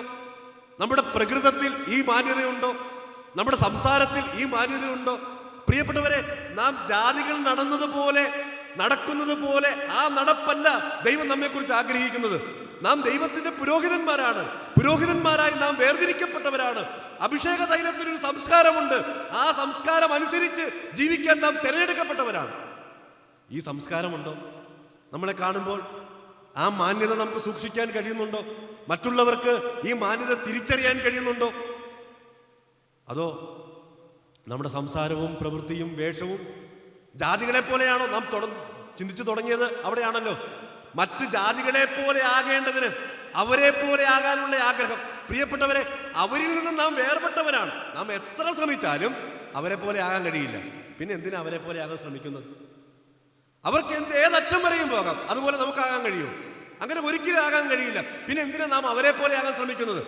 അവരുടെ വേഷവിധാനം പോലെ നാം ആകാൻ ശ്രമിക്കുക, അവരുടെ സംസാരം പോലെ, അവരുടെ സംസാര ശൈലി പോലെ നാം അതുപോലെ സംസാരിക്കാൻ ശ്രമിക്കുക, നാം അവരെ പോലെ ആകാൻ ശ്രമിക്കുക. പ്രിയപ്പെട്ടവരെ, നാം അവരിൽ നിന്നും വ്യത്യസ്തരാണ്. നമുക്ക് ലഭിച്ചിരിക്കുന്ന സംസ്കാരത്തിന് വ്യത്യാസമുണ്ട്. നമുക്ക് വിശ്വസിക്കുന്ന നമുക്ക് ഒരു മാന്യതയുണ്ട്. ഈ മാന്യത നാം സൂക്ഷിക്കാൻ കഴിയുന്നുണ്ടോ? അതോ നമ്മുടെ കണ്ണിന് ശരിയെന്ന നിലയിൽ നമുക്ക് ബോധിച്ചതുപോലെ മറ്റുള്ളവരെ അനുകരിക്കുന്ന നിലയിൽ, ആ നിലയിലാണോ നാം ജീവിക്കുന്നത്? നമുക്ക് അനുകരിക്കാൻ ഒരു മാതൃകാ പുരുഷനുണ്ട്. പ്രിയപ്പെട്ടവരെ, അത് ധന്യനായ പൗലോസ്ലീഹ പറയുന്നുണ്ട്, ഞാൻ ക്രിസ്തുവിൻ്റെ അനുകാരിയായിരിക്കുന്നത് പോലെ നിങ്ങളും എൻ്റെ അനുകാരികളാകുവിൻ. ആ മാന്യത സൂക്ഷിക്കുവാൻ ഇടയായിത്തീരണം. മാത്രമല്ല, അഭിഷേക തൈലത്തിന് ഒരു സൗരഭ്യമുണ്ട്, ഇല്ലേ? സങ്കീർത്തനം 133 അവിടെ മനോഹരമായ സങ്കീർത്തനമാണ്. അവിടെ നാം വായിക്കുന്നത്, അഹരോന്റെ തലയിൽ ഒഴിച്ചിരിക്കുന്ന വിശേഷ തൈലം പോലെ എന്ന് പറഞ്ഞാൽ ആ തൈലത്തിനൊരു സൗരഭ്യമുണ്ട്. അത് ഒത്തൊരുമയുടെ സൗരഭ്യമാണ്. അതാണ് തുടങ്ങുന്നത്. ഇതാ ബിഹോൾ ബ്രദറൻ എന്ന് പറഞ്ഞാൽ, ഇതാ സഹോദരന്മാർ ഒത്തൊരുമിച്ച് വസിക്കുന്നത് എത്ര ശുഭവും എത്ര മനോഹരവുമാണ് എന്ന് പറഞ്ഞാൽ അതിനൊരു വ്യത്യസ്തതയുണ്ട്. ഒത്തൊരുമയോടെ വസിക്കുന്ന കുടുംബം, സഭ, പ്രിയപ്പെട്ടവരെ, അത് എത്ര സൗരഭ്യം നിറഞ്ഞതാണ്. ഈ സൗരഭ്യം നിറഞ്ഞ ഈ മനോഹാരിത നമ്മുടെ വീടുകളിൽ നിന്നും നമ്മുടെ സ്ഥലം സഭയിൽ നിന്നും ഉയരുവാൻ ഇടയായിത്തീരുന്നുണ്ടോ? അത് മറ്റെല്ലാറ്റിനേക്കാളും വ്യത്യസ്തമാണ്. യോഹന്നാന്റെ സുവിശേഷം 12-ാം അധ്യായത്തിൽ ബേഥാനിയിലൊരു ഭവനത്തെക്കുറിച്ച് നമുക്കറിയാം. അവിടെ തൈലത്തിൻ്റെ സൗരഭ്യം കൊണ്ട് വീട് നിറഞ്ഞു. ഒരു വ്യത്യസ്തമായൊരു ഭവനം. ആ ഭവനത്തിൽ തൈലത്തിൻ്റെ സൗരഭ്യം കൊണ്ട് വീട് നിറയുവാനിടയായിത്തീർന്നു. അവിടെ കർത്താവ് വരുവാനിടയായിത്തീർന്നു. കർത്താവ് വന്നതിൻ്റെ സൗരഭ്യം അവരിൽ നിന്നും പുറപ്പെടുവാനിടയായിത്തീർന്നു. നാം സാധാരണ പാടാറുള്ള ഒരു പാട്ടിൻ്റെ വരികൾ ഇങ്ങനെയാണല്ലോ, പകർന്ന തൈലം പോൽ നിന്നാമം പാലിൽ സൗരഭ്യം വീശുന്നു. പ്രിയപ്പെട്ടവരെ, പകർന്ന തൈലത്തിൻ്റെ അതേ സൗരഭ്യം നമ്മിൽ നിന്നും സ്വർഗത്തിലെ ദൈവം പ്രതീക്ഷിക്കുകയാണ്. പ്രതീക്ഷിക്കുകയാണ്. മറുവശമുണ്ട് ഗോത്രപിതാക്കന്മാരുടെ കുടുംബം. അവിടെ കടുത്ത അനൈക്യതയുടെ കുടുംബമാണ്. പക്ഷേ അവിടെ ഒരു വ്യക്തി മുഖാന്തരം ആ കടുത്ത അനൈക്യത മാറി ഐക്യതയിലേക്ക്, സൗരഭ്യത്തിലേക്ക് ആ കുടുംബം വരുവാൻ ഇടയായിത്തീർന്നു. നാം ഏക പിതാവിൻ്റെ മക്കളാണ്, അല്ലേ? നാം അത് പാടാറുണ്ട്. എഫീസ് ലേഖനം 4-ാം അധ്യായത്തിൻ്റെ 4 മുതലുള്ള വാക്യങ്ങൾ അവിടെ നാം വായിക്കുന്നത്, നാം ഏക പ്രത്യാശയുള്ളവരാണ്, ശരീരം ഒന്നാണ്, ആത്മാവ് ഒന്നാണ്, കർത്താവ് ഒന്നാണ്, വിശ്വാസം ഒന്നാണ്, സ്നാനം ഒന്നാണ്, നമുക്കെല്ലാവർക്കും പിതാവ് ഒന്നാണ്, വ്യത്യസ്തരാണ് നമ്മൾ. അഹരോനെയും പുത്രന്മാരെയും അഭിഷേകതയിലും തൈലം, അതിൻ്റെ വിശദാംശങ്ങളെക്കുറിച്ച് പുറപ്പാട് പുസ്തകം 30-ാം അധ്യായത്തിൻ്റെ 22 മുതലുള്ള വാക്യങ്ങൾ നമുക്ക് വായിക്കാനായിട്ട് കഴിയുന്നുണ്ട്. അതുപോലെ സൗരഭ്യം മറ്റൊന്നിനും പാടില്ല. പ്രിയപ്പെട്ടവരെ, നാം കർത്തൃമേശ ആചരിക്കുന്നതിലൂടെ ഈ മനോഹരമായ സത്യമാണ് നാം കൊടുക്കുവാനിടയായിത്തീരുന്നത്. അപ്പം ഒന്നാകൊണ്ട് പലരായ നാം ഒരു ശരീരമാണ്, ക്രിസ്തുവിൽ ഒന്നാണ്. പ്രിയപ്പെട്ടവരെ, ഈ സൗരഭ്യമാണോ നമ്മിൽ നിന്നും പുറപ്പെടുന്നത്? അഭിഷേക തൈലത്തിനൊരു സംസ്കാരമുണ്ട്, ഒരു മാന്യതയുണ്ട്. അഭിഷേക തൈലത്തിനൊരു സൗരഭ്യമുണ്ട്. മൂന്നാമതായി ഒരു കാര്യം കൂടെ പറഞ്ഞ് ഞാൻ അവസാനിപ്പിക്കാം. അഭിഷേക തൈലത്തിനൊരു നിസ്തുല്യതയുണ്ട്, അല്ലേ? ദൈവം തൻ്റെ ജനത്തിൻ്റെ നടുവിൽ നിന്നും ആഗ്രഹിക്കുന്നത് സമാനതകളില്ലാത്ത ഒന്നാണ്. സമാനതകളില്ലാത്തത് ആയിരിക്കണം. പുറപ്പാട് പുസ്തകം 30-ാം അധ്യായത്തിൻ്റെ 38-ാമത്തെ വാക്യം മാത്രം വായിക്കാം. പുറപ്പാട് പുസ്തകം 30-ാം അധ്യായത്തിൻ്റെ 38-ാമത്തെ വാക്യം. മണക്കേണ്ടതിന് അതുപോലെയുള്ളത് ആരെങ്കിലും ഉണ്ടാക്കിയാൽ അവനെ അവൻ്റെ ജനത്തിൽ നിന്ന് ഛേദിച്ചു കളയണം. വളരെ വ്യക്തമാണ്. ഇതിനു പകരം മറ്റൊന്ന് ഉണ്ടാക്കാനായിട്ട് അനുവാദമില്ല. എന്ന് പറഞ്ഞാൽ ദൈവം തൻ്റെ ജനത്തിൻ്റെ നടുവിൽ നിന്നും ആഗ്രഹിക്കുന്നത് ഈ ലോകപ്രകാരം യാതൊരു സമാനതകളും ഇല്ലാത്തതാണ്, വ്യത്യസ്തമാണ്, നിസ്തുല്യമാണ്. അഭിഷേക തൈലത്തിനൊരു നിസ്തുല്യതയാണ് ഉണ്ട്. ഈ സൗരഭ്യം വേറെ എവിടെന്നെങ്കിലും മണത്താൽ എന്ത് ചെയ്യണം? അവനെ അവരുടെ ജനത്തിൽ നിന്ന് ഛേദിച്ചു കളയണം, മാറ്റിക്കളയണം. ഈ അഭിഷേക തൈലത്തിൽ നല്ല സൗരഭ്യമാണല്ലോ, എന്നാൽ ഒന്നുണ്ടാക്കി പൂശിക്കൊണ്ട് നടക്കാമെന്ന് ആരെങ്കിലും ചിന്തിച്ചാൽ എന്ത് ചെയ്യണം? അവനെ ആ ജനത്തിന്റെ നടുവിൽ നിന്നും ഛേദിച്ചു കളയണം. ദൈവത്തിന്റെ പ്രമാണമാണിത്. പ്രിയപ്പെട്ടവരെ, ദൈവസഭയ്ക്ക് അതിൻ്റെതായ നിസ്തുല്യതയുണ്ട്, അത് വിശുദ്ധമാണ്. അത് 32-ാമത്തെ വാക്യത്തിൽ അത് രേഖപ്പെടുത്തുന്നുണ്ട്. പുറപ്പാട് പുസ്തകം 30-ാം അധ്യായത്തിന്റെ 32-ാമത്തെ വാക്യത്തിൽ അത് വിശുദ്ധമാകുന്നു, അത് നിങ്ങൾക്ക് വിശുദ്ധമായിരിക്കണം. എന്ന് പറഞ്ഞാൽ അശുദ്ധമായ ഒത്തൊരുമകൾ, കൂട്ടായ്മകൾ ധാരാളം വർദ്ധിക്കുന്ന ഒരു സമൂഹത്തിലാണ് നാം ജീവിക്കുന്നത്. നമ്മുടെ സ്ഥലസഭകളിലുമുണ്ട് സഭേതരമായ കൂട്ടായ്മകൾ, വ്യത്യസ്തമായ കൂട്ടായ്മകൾ. സഭകൾ ക്ലബ്ബുകളായി മാറുന്ന വലിയ അപജയം, ദുരന്തം നാം ഓരോ ദിവസവും കണ്ടുകൊണ്ടിരിക്കുക. നാം ഏത് നാമത്തിലാണ് കൂടേണ്ടത്? കർത്താവിൻ്റെ നാമത്തിലാണ് കൂടേണ്ടത്. അവരുടെ മധ്യത്തിലാണ് കർത്താവ് വാണരുളാമെന്ന് അരുളി ചെയ്തത്. ഇന്ന് കർത്താവിൻ്റെ നാമത്തിലല്ല, വേറെ പല നാമത്തിലും ഒരുമിച്ച് കൂടുകയാണ്. സഭകൾ ക്ലബ്ബുകളായി മാറുന്ന കാരണം എന്താ? ആത്മീയമായ ഒത്തൊരുമകൾ സാധിക്കുന്നില്ല, ആത്മീയമായ കൂട്ടായ്മകൾ സാധിക്കുന്നില്ല. ആത്മാവ് ഒന്നാണ്, ആത്മാവിന്റെ അഭിഷേകം ഒന്നാണ്, ആത്മാവാണ് നമ്മെ ഒന്നിപ്പിക്കേണ്ടത്. ഇത് വേണ്ട പോലെ സാധിക്കാതെ വരുമ്പോൾ മറ്റ് പല മേഖലകളിൽ ലോകപ്രകാരമുള്ളതുപോലെ ഒരു കൂട്ടായ്മകൾ ഉണ്ടാക്കുക. എന്തിനു വേണ്ടിയാ? ഐക്യത വർദ്ധിപ്പിക്കാൻ, തമ്മിൽ സ്നേഹം വർദ്ധിപ്പിക്കാൻ. അത് ദൈവവചനത്തിന്റെ പ്രമാണമല്ല. അങ്ങനെ ഒരു പ്രമാണം നിങ്ങൾ എവിടെയെങ്കിലും വായിച്ചിട്ടുണ്ടോ? അങ്ങനെ ഒരു പ്രമാണമേ ഇല്ല. പ്രിയപ്പെട്ടവരെ, നാം കൂടേണ്ടത് നിസ്തുല്യമായ ഈ നാമത്തിലാണ്. ആ തൈലത്തിന്, അഭിഷേകത്തിന് നിസ്തുല്യതയുണ്ട്.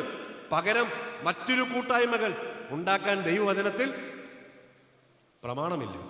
പ്രിയപ്പെട്ടവരെ, അഭിഷേക തൈലത്തിനൊരു സംസ്കാരമുണ്ട്, ഒരു മാന്യതയുണ്ട്.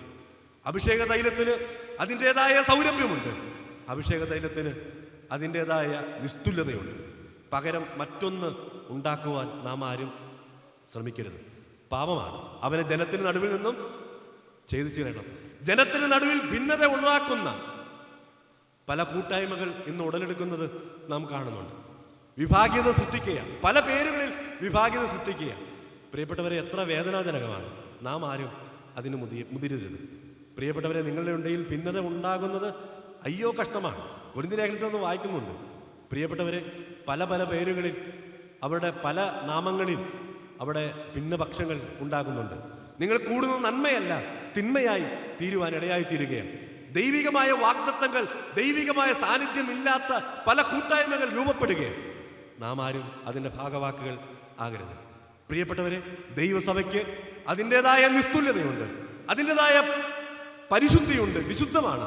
മാത്രമല്ല അതിൻ്റെതായ സൗരഭ്യമുണ്ട്. ഈ നാമത്തിൽ ഒരുമിച്ച് കൂടിയാൽ അത് സൗരഭ്യം വിതറുവാനിടയായിത്തീരും. നിങ്ങൾക്ക് തമ്മിൽ തമ്മിൽ സ്നേഹമുണ്ടെങ്കിൽ നിങ്ങൾ എൻ്റെ ശിഷ്യന്മാരെന്ന് എല്ലാവരും അറിയും. നാം അറിയിക്കാൻ ശ്രമിക്കണ്ട. നിങ്ങൾക്ക് തമ്മിൽ തമ്മിൽ സ്നേഹം ഉണ്ടായാൽ മതി. പ്രിയപ്പെട്ടവരെ, അത് ലോകം തിരിച്ചറിയുവാൻ ഇടയായിത്തീരും. ബോധിച്ചതുപോലെ നടന്നാൽ, പ്രിയപ്പെട്ടവരെ, ഓരോരുത്തരും കണ്ണിന് ശരിയെന്ന് തോന്നുന്ന വഴിയിൽ നടന്നാൽ അത് ദൈവഹൃദയത്തിന് എത്രയോ വേദനാജനകമാണ്. ഇനി നാം ലേവ്യ പുസ്തകത്തിലേക്ക് വരുമ്പോൾ ഓരോ അധ്യായങ്ങളിലും എങ്ങനെ നടക്കണം എന്നുള്ളതിനെക്കുറിച്ച് വ്യക്തമായ പ്രമാണം അവർക്ക് കൊടുക്കുന്നുണ്ട്. ലേവ്യ പുസ്തകം 12-ാം അധ്യായത്തിലേക്ക് വരുമ്പോൾ ആരാധനയ്ക്കൊരു ക്രമമുണ്ട്. 13-ാമത്തെ അധ്യായത്തിലേക്ക് വരുമ്പോൾ അന്യദേവ സേവയിലെ ക്രമക്കേടുകൾ അവിടെ പറയുന്നുണ്ട്. 14-ാം അധ്യായത്തിലേക്ക് വരുമ്പോൾ ആചാരങ്ങളിൽ ക്രമമുണ്ട്, ഭക്ഷണത്തിൽ ക്രമമുണ്ട്. 15-ാം അധ്യായത്തിൽ സാമ്പത്തിക ഇടപാടുകളിൽ ഒരു ക്രമമുണ്ട്. 16-ാം അധ്യായത്തിൽ ഉത്സവങ്ങളിൽ അവർക്കൊരു ക്രമം കൊടുത്തിട്ടുണ്ട്. മാത്രമല്ല 21-ാം അധ്യായത്തിൽ ആഭ്യന്തരമായ നിയമങ്ങൾ അവർക്ക് കൊടുക്കുകയാണ്. 27-ാം അധ്യായത്തിലേക്ക് വരുമ്പോൾ വസ്ത്രധാരണത്തിൽ, ബന്ധങ്ങളിൽ ഒക്കെ ദൈവം അവർക്കൊരു ക്രമം കൊടുത്തിട്ടുണ്ട്. എല്ലാറ്റിലും ജീവിതത്തിൻ്റെ സമസ്ത മേഖലകളിൽ വ്യത്യസ്തരായിരിക്കണമെന്ന് ദൈവം ആഗ്രഹിക്കുകയാണ്. വ്യത്യസ്തമായൊരു പ്രമാണം. ബിലയാം പറയുന്ന വാക്കുകൾ നമുക്കറിയാമല്ലോ. ഇതാ തനിച്ചു പാർക്കുന്ന ജനം ജാതികളുടെ കൂട്ടത്തിൽ എണ്ണപ്പെടുന്നില്ല. പ്രിയപ്പെട്ടവരെ, നാം ജാതികളുടെ കൂട്ടത്തിൽ എണ്ണപ്പെടരുത്. മിസ്രൈമിലെ നടപ്പ് പോലെ നടക്കരുത്. കനാൻ ദേശത്തിൽ ഒരു നടപ്പുണ്ട്, ആ മര്യാദ പ്രകാരം നടക്കരുത്. ഒരു വ്യത്യസ്തമായ പ്രമാണവും വ്യത്യസ്തമായ നിയമങ്ങളും വ്യത്യസ്തമായൊരു മാന്യതയും സംസ്കാരവും വ്യത്യസ്തമായ നിസ്തുല്യതയുമുള്ള ഈ ഉന്നതമായ പ്രമാണം സൂക്ഷിക്കുവാൻ സ്വർഗത്തിലെ ദൈവം ധാരാളം ദൈവകൃപ നൽകുമാറാകട്ടെ. നടക്കാൻ ഒരു പ്രമാണം ദൈവം നൽകിയിട്ടുണ്ട്. ഈ നടക്കേണ്ടുന്ന പ്രമാണങ്ങൾ നടക്കുവാൻ ഇടത്തോട്ടോ വലത്തോട്ടോ മാറുന്നില്ലെന്ന് ഉറപ്പുവരുത്തി നമ്മുടെ വ്യക്തിജീവിതങ്ങൾ, നമ്മുടെ ജീവിതത്തിൻ്റെ സമസ്ത മേഖലകളിൽ അത് സൂക്ഷിക്കുവാൻ, നമ്മുടെ സഭാജീവിതത്തിൽ അത് സൂക്ഷിക്കുവാൻ സ്വർഗത്തിലെ ദൈവം ധാരാളം ദൈവകൃപ നൽകട്ടെ എന്നുള്ള ആഗ്രഹത്തുള്ള ആത്മാർത്ഥമായ പ്രാർത്ഥനയോടെ ഈ വാക്കുകൾ നിർത്തുന്നു. ഇതിനാലും ദൈവനാമം മാത്രം മഹത്വപ്പെടുമാറാകട്ടെ. ഇന്നും ദൈവം നമ്മോട് കരുണ കാണിച്ച്, കൃപ കാണിച്ച് കടന്നു വന്ന എല്ലാവർക്കും ആവശ്യമായിരിക്കുന്ന നിലയിലുള്ള ദൈവിക ദൂത് കർത്താവിൻ്റെ ദാസനിലൂടെ നമ്മെ കേൾപ്പിച്ചുകൊണ്ടിരിക്കുകയായിരുന്നു. ദൈവത്തിൻ്റെ വിലയേറിയ കൃപയാൽ വീണ്ടെടുക്കപ്പെട്ട ദൈവമക്കളായിരിക്കുന്ന നമ്മെ സംബന്ധിച്ചിടത്തോളം നമ്മൾ തികച്ചും വ്യത്യസ്തരാണെന്നുള്ള കാര്യം ദൈവവചനത്തിൻ്റെ അടിസ്ഥാനത്തിൽ പ്രത്യേകം ഓർക്കുവാനായിട്ടിടയായിത്തീർന്നു. മാത്രമല്ല, നമുക്ക് ബോധിച്ചതുപോലെ ഉള്ള ഒരു നടപ്പല്ല ദൈവം നമുക്ക് വെച്ചിരിക്കുന്നതെന്നുള്ളത് വളരെ സ്പഷ്ടമായിട്ട് ദൈവവചനത്തിൻ്റെ അടിസ്ഥാനത്തിൽ ഊന്നി പറയുവാനായിട്ട് കർത്താവിൻ്റെ ദാസനെ ദൈവം കരങ്ങളുടെ അടുത്ത് ഉപയോഗിച്ചതോർത്ത് ദൈവത്തെ സ്തുതിക്കുകയാണ്. കർത്താവിൻ്റെ വിലയേറിയ വചനം ഈ ദിവസങ്ങളിൽ നമ്മളെ കേൾപ്പിക്കുന്നത് ഒരിക്കലും നമ്മുടെ ജീവിതത്തിൽ അത് വിട്ടുകളയുവാനായിട്ട് ഇടവരാതെ നമ്മെ തന്നെ ശോധന ചെയ്യണം. നമ്മുടെ ഓരോരുത്തരുടെയും ജീവിതം നമ്മൾ ശോധന ചെയ്യണം. നമ്മുടെ കുടുംബജീവിതങ്ങൾ നമ്മൾ ശോധന ചെയ്യണം. നമ്മുടെ സഭാജീവിതം എങ്ങനെ ഇരിക്കുന്നു എന്നുള്ളത് നമ്മളെ തന്നെ ശോധന ചെയ്യണം. നമ്മെ തന്നെ ശോധന ചെയ്ത് നമ്മുടെ ജീവിതത്തിൽ വന്നിരിക്കുന്ന കുറവുകൾ പരിഹരിച്ച് ശരിയായിട്ടുള്ളൊരു വിശുദ്ധി പാലിച്ച്, വേർപാട് പാലിച്ച്, ദൈവവചനത്തിൻ്റെ പ്രമാണം ഒരിക്കലും ത്യജിച്ച് കളയാതെ, ഉപേക്ഷിച്ച് കളയാതെ അത് പാലിച്ചു പോകണം എന്നുള്ള കാര്യം ദൈവവചനത്തിലൂടെ ദൈവത്തിൻ്റെ ആത്മാവ് ശക്തമായിട്ടെന്ന് നമ്മളെ കേൾപ്പിച്ചിരിക്കുകയാണ്. പ്രിയമുള്ളവരെ, ഇത് അവഗണിക്കരുത്. അവഗണിച്ചാൽ അപകടമാണ്. അനേകം മുന്നറിയിപ്പുകൾ നമുക്ക് തന്നുകൊണ്ടിരിക്കുകയാണ്. ഈ മുന്നറിയിപ്പുകളെ അവഗണിച്ചുകൊണ്ട് നമ്മൾ പോയാൽ അത് തികച്ചും അപകടമാണെന്ന് മനസ്സിലാക്കിക്കൊണ്ട് നമ്മുടെ ജീവിതത്തെ ക്രമീകരിക്കപ്പെടുവാൻ ദൈവം നൽകിയ സന്ദേശങ്ങളാണ് ഈ ദിവസങ്ങളിൽ നമ്മളെ കേൾപ്പിച്ചുകൊണ്ടിരിക്കുന്നത്. അവഗണിക്കാൻ ഇടവരാതെ നമ്മളെ തന്നെ സമർപ്പിക്കുവാൻ, നമ്മളെ തന്നെ ദൈവസന്നിധിയിൽ ഏൽപ്പിച്ചു കൊടുക്കുവാൻ, സമ്പൂർണ്ണമായിട്ടും ഏൽപ്പിച്ചു കൊടുക്കുവാൻ ദൈവത്തിൻ്റെ ആത്മാവ് സഹായിക്കുമാറാകട്ടെ. കർത്താവിൻ്റെ ദാസൻ അഞ്ചെങ്കിൽ കർത്താവിൻ്റെ വേല ചെയ്യുന്ന ജോസഫ് സഹോദരൻ മുമ്പോട്ട് വന്ന് പ്രാർത്ഥിച്ച് ആശീർവാദം പറഞ്ഞ് ഇന്നത്തെ ഈ യോഗം അവസാനിക്കുന്നതാണ്. നാളെയും കൃത്യം 6:30 ബൈബിൾ ക്ലാസ് ഇവിടെ ആരംഭിക്കുന്നുണ്ട്, ഗാന ശുശ്രൂഷയോടുകൂടെ. എല്ലാ പ്രിയപ്പെട്ടവരും ദൈവവചന കേൾവിക്കായിട്ട് കടന്നു വരണമെന്ന് ഒരിക്കൽ കൂടെ ഓർപ്പിക്കുകയാണ്. ദൈവം സഹായിക്കട്ടെ. നാളെ ആരാധന രാവിലെ 9 മണിക്ക് ആരംഭിച്ച് 11:30 അവസാനിക്കുന്നതാണ്. ഞങ്ങൾ അതിവാത്സല്യമായി സ്നേഹിക്കുന്ന സ്വർഗസ്ഥ പിതാവേ, യേശു കർത്താവിൻ്റെ ധന്യമായ നാമത്തിൽ ഞങ്ങൾ തിരുനാമത്തിന് സ്തോത്രം ചെയ്യുന്നു. പെരുകാവ് ബ്രദറൻ സഭയിൽ ക്രമീകരിച്ചിരിക്കുന്ന ദൈവവചന പഠനത്തോടുള്ള ബന്ധത്തിൽ കഴിഞ്ഞ 2 ദിവസങ്ങളിലും ഇന്ന് രാത്രിയിലും ദൈവമായ കർത്താവ് കരുണ കാണിച്ചു. കർത്താവെ, അടിയങ്ങളുടെ പ്രാർത്ഥന കേട്ടു. ആ നിലയിൽ കടന്നു വന്ന സമയം മുതൽ ഇതുവരെയും കർത്താവിൽ ആശ്രയിച്ചുകൊണ്ട് ഞങ്ങൾക്കായിരിക്കാനും തിരുവചനം ശ്രവിപ്പാനും ഞങ്ങളെ അവിടുന്ന് സഹായിച്ചതിനായി തിരുനാമത്തിന് സ്തോത്രം ചെയ്യുന്നു.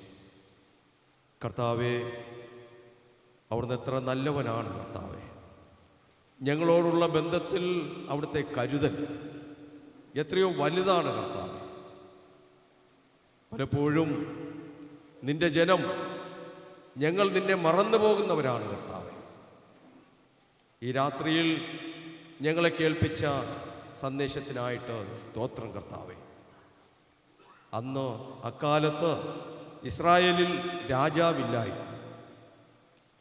അവർ ഓരോരുത്തരും തങ്ങൾക്ക് ബോധിച്ചതുപോലെ നടന്നു എന്നുള്ളതാണ്. ദൈവത്തെ അറിയാത്ത ഒരു തലമുറ അവരുടെ ഇടയിൽ ഉണ്ടാകുവാൻ ഇടയായിത്തീർന്നു. കർത്താവെ, ഇന്ന് കേൾപ്പിച്ച ആലോചനകൾ, ദൈവികമായ മുന്നറിയിപ്പുകളെ ഞങ്ങൾ ഒരിക്കലും അവഗണിക്കുവാനായിട്ട് പാടില്ല. ദൈവത്തിൻ്റെ കരുതലുകളെ അവഗണിക്കുവാനായിട്ട് പാടില്ല.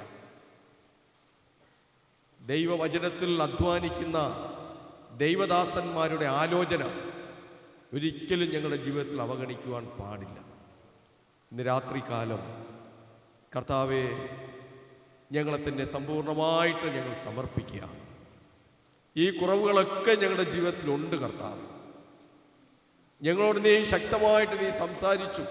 സ്തോത്രം. കർത്താവെ, വരുന്ന ആളുകളിൽ ഞങ്ങളുടെ ജീവിതങ്ങളിൽ കർത്താവെ, നിന്റെ വചനസത്യങ്ങളെ മുറുകെ പിടിച്ചുകൊണ്ട്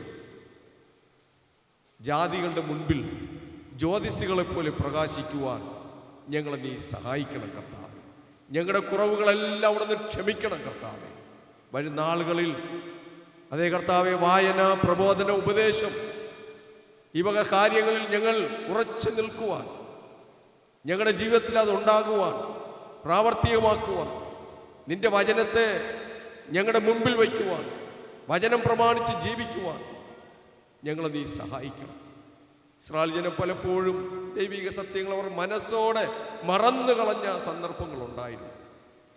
പുതിയ നിയമവിശ്വാസികളായ ഞങ്ങളുടെയും ജീവിതങ്ങൾ ഒന്നുകൂടി ഞങ്ങൾക്ക് പരിശോധിക്കുവാൻ അവിടെ ഇടയാക്കിയല്ലോ. കർത്താവെ, അന്ന് അവരുടെ ജീവിതത്തിൽ സംഭവിച്ച ആ ആത്മീയമായിട്ടുള്ള അധപ്പതനം ഇന്നും സംഭവിച്ചുകൊണ്ടിരിക്കുകയാണ് ഞങ്ങളുടെ ജീവിതത്തിൽ. ഞങ്ങളൊന്ന് ഉണരുവാൻ, ദൈവവചനത്തിൽ ശക്തി പ്രാപിപ്പാൻ ഈ രാത്രികാലം ഞങ്ങളെ ബലപ്പെടുത്തിയതിനായിട്ട് സ്തോത്രം. കർത്താവെ, അവിടുത്തെ ദാസനായിട്ട് ഞങ്ങൾ നിന്നെ സ്തുതിക്കുന്നു. കൊടുത്ത ആലോചനകൾക്കായിട്ട് സ്തോത്രം. പരിശുദ്ധാത്മാവിൻ്റെ നിറവിൽ കർത്താവെ, വളരെ പ്രാഗൽഭ്യത്തോടുകൂടെ തന്നെ നിന്റെ വചനം ശക്തമായിട്ട് അറിയിക്കുവാൻ പ്രിയപ്പെട്ടവനെ നീ ബലപ്പെടുത്തി സഹായിച്ചു. എവിടെയെല്ലാം നിന്റെ വചനവുമായിട്ട് നിൽക്കുന്നുവോ അവിടെയെല്ലാം തുടർന്നുള്ള നാളുകളിലും പ്രിയപ്പെട്ടവനെ നീ ശക്തിപ്പെടുത്തണമേ, ബലപ്പെടുത്തണമേ എന്ന് പ്രാർത്ഥിക്കുകയാണ്. കർത്താവ്, ഇവിടുത്തെ സ്ഥലസഭയ്ക്കായിട്ട് സ്തോത്രം. ഇവിടെ പ്രവർത്തിക്കുന്ന കർത്തൃദാസന്മാർക്കായിട്ട് സ്തോത്രം. കൂട്ടുവിശ്വാസികൾക്കായിട്ട് സ്തോത്രം. കടന്നു വന്നിരിക്കുന്ന എല്ലാ പ്രിയപ്പെട്ടവർക്കായിട്ട് ഞങ്ങൾ നിന്നെ സ്തുതിക്കുകയാണ്. കർത്താവെ, കാലാവസ്ഥ ഞങ്ങൾക്കല്പം പ്രതികൂലമാണെങ്കിലും ദൈവവചന ശുശ്രൂഷയ്ക്ക് തടസ്സമായി തീരാതെ വണ്ണം ഞങ്ങളുടെ കർത്താവ് ഞങ്ങളെ സഹായിച്ചതിനായിട്ട് സ്തോത്രം. ശബ്ദവും വെളിച്ചവും ഞങ്ങൾക്ക് അനുകൂലമാക്കി തന്നതിനായിട്ട് സ്തോത്രം. മനോഹരമായ ഗാനങ്ങൾ ആലപിച്ച പ്രിയ കുഞ്ഞുങ്ങൾക്കായിട്ട് ഞങ്ങൾ നിന്നെ സ്തുതിക്കുന്നു. ധാരാളം കൃപ നീ നൽകണം. കർത്താവെ, നാളെയും ഞങ്ങൾക്ക് ഒരുമിച്ച് കൂടി വരേണ്ടതായിട്ടുണ്ടല്ലോ. ഞങ്ങൾ തക്ക സമയത്ത് കടന്നു വന്നു നിന്റെ വചനം കേട്ട് അനുഗ്രഹം പ്രാപിച്ച് മടങ്ങിപ്പോകുവാൻ തുടർന്ന് ഞങ്ങളെ നീ സഹായിക്കണം. എല്ലാ നന്മകൾക്കായിട്ട് സ്തോത്രം. പ്രാർത്ഥന ഘട്ടത്തിനായി സ്തോത്രം. സകലമാനവും മഹത്വത്തോടത്തേക്ക് തരുന്നു. കർത്താവും രക്ഷിതാവുമായ യേശുക്രിസ്തുവിൻ്റെ വിലയേറിയ നാമത്തിൽ തന്നെ. പിതാവായ ദൈവത്തിൻ്റെ സ്നേഹവും കർത്താവായ യേശുക്രിസ്തുവിൻ്റെ കൃപയും ആശ്വസിപ്പിച്ച് വഴി നടത്തുന്ന പരിശുദ്ധാത്മാവിൻ്റെ സഹവാസവും കൂട്ടായ്മയും നാം എല്ലാവരോടും ലോകത്തിലെങ്ങുമുള്ള വിശുദ്ധന്മാരോടും ഇപ്പോഴും എപ്പോഴും ഉണ്ടായിരിക്കുമാറാകട്ടെ. ആമേൻ.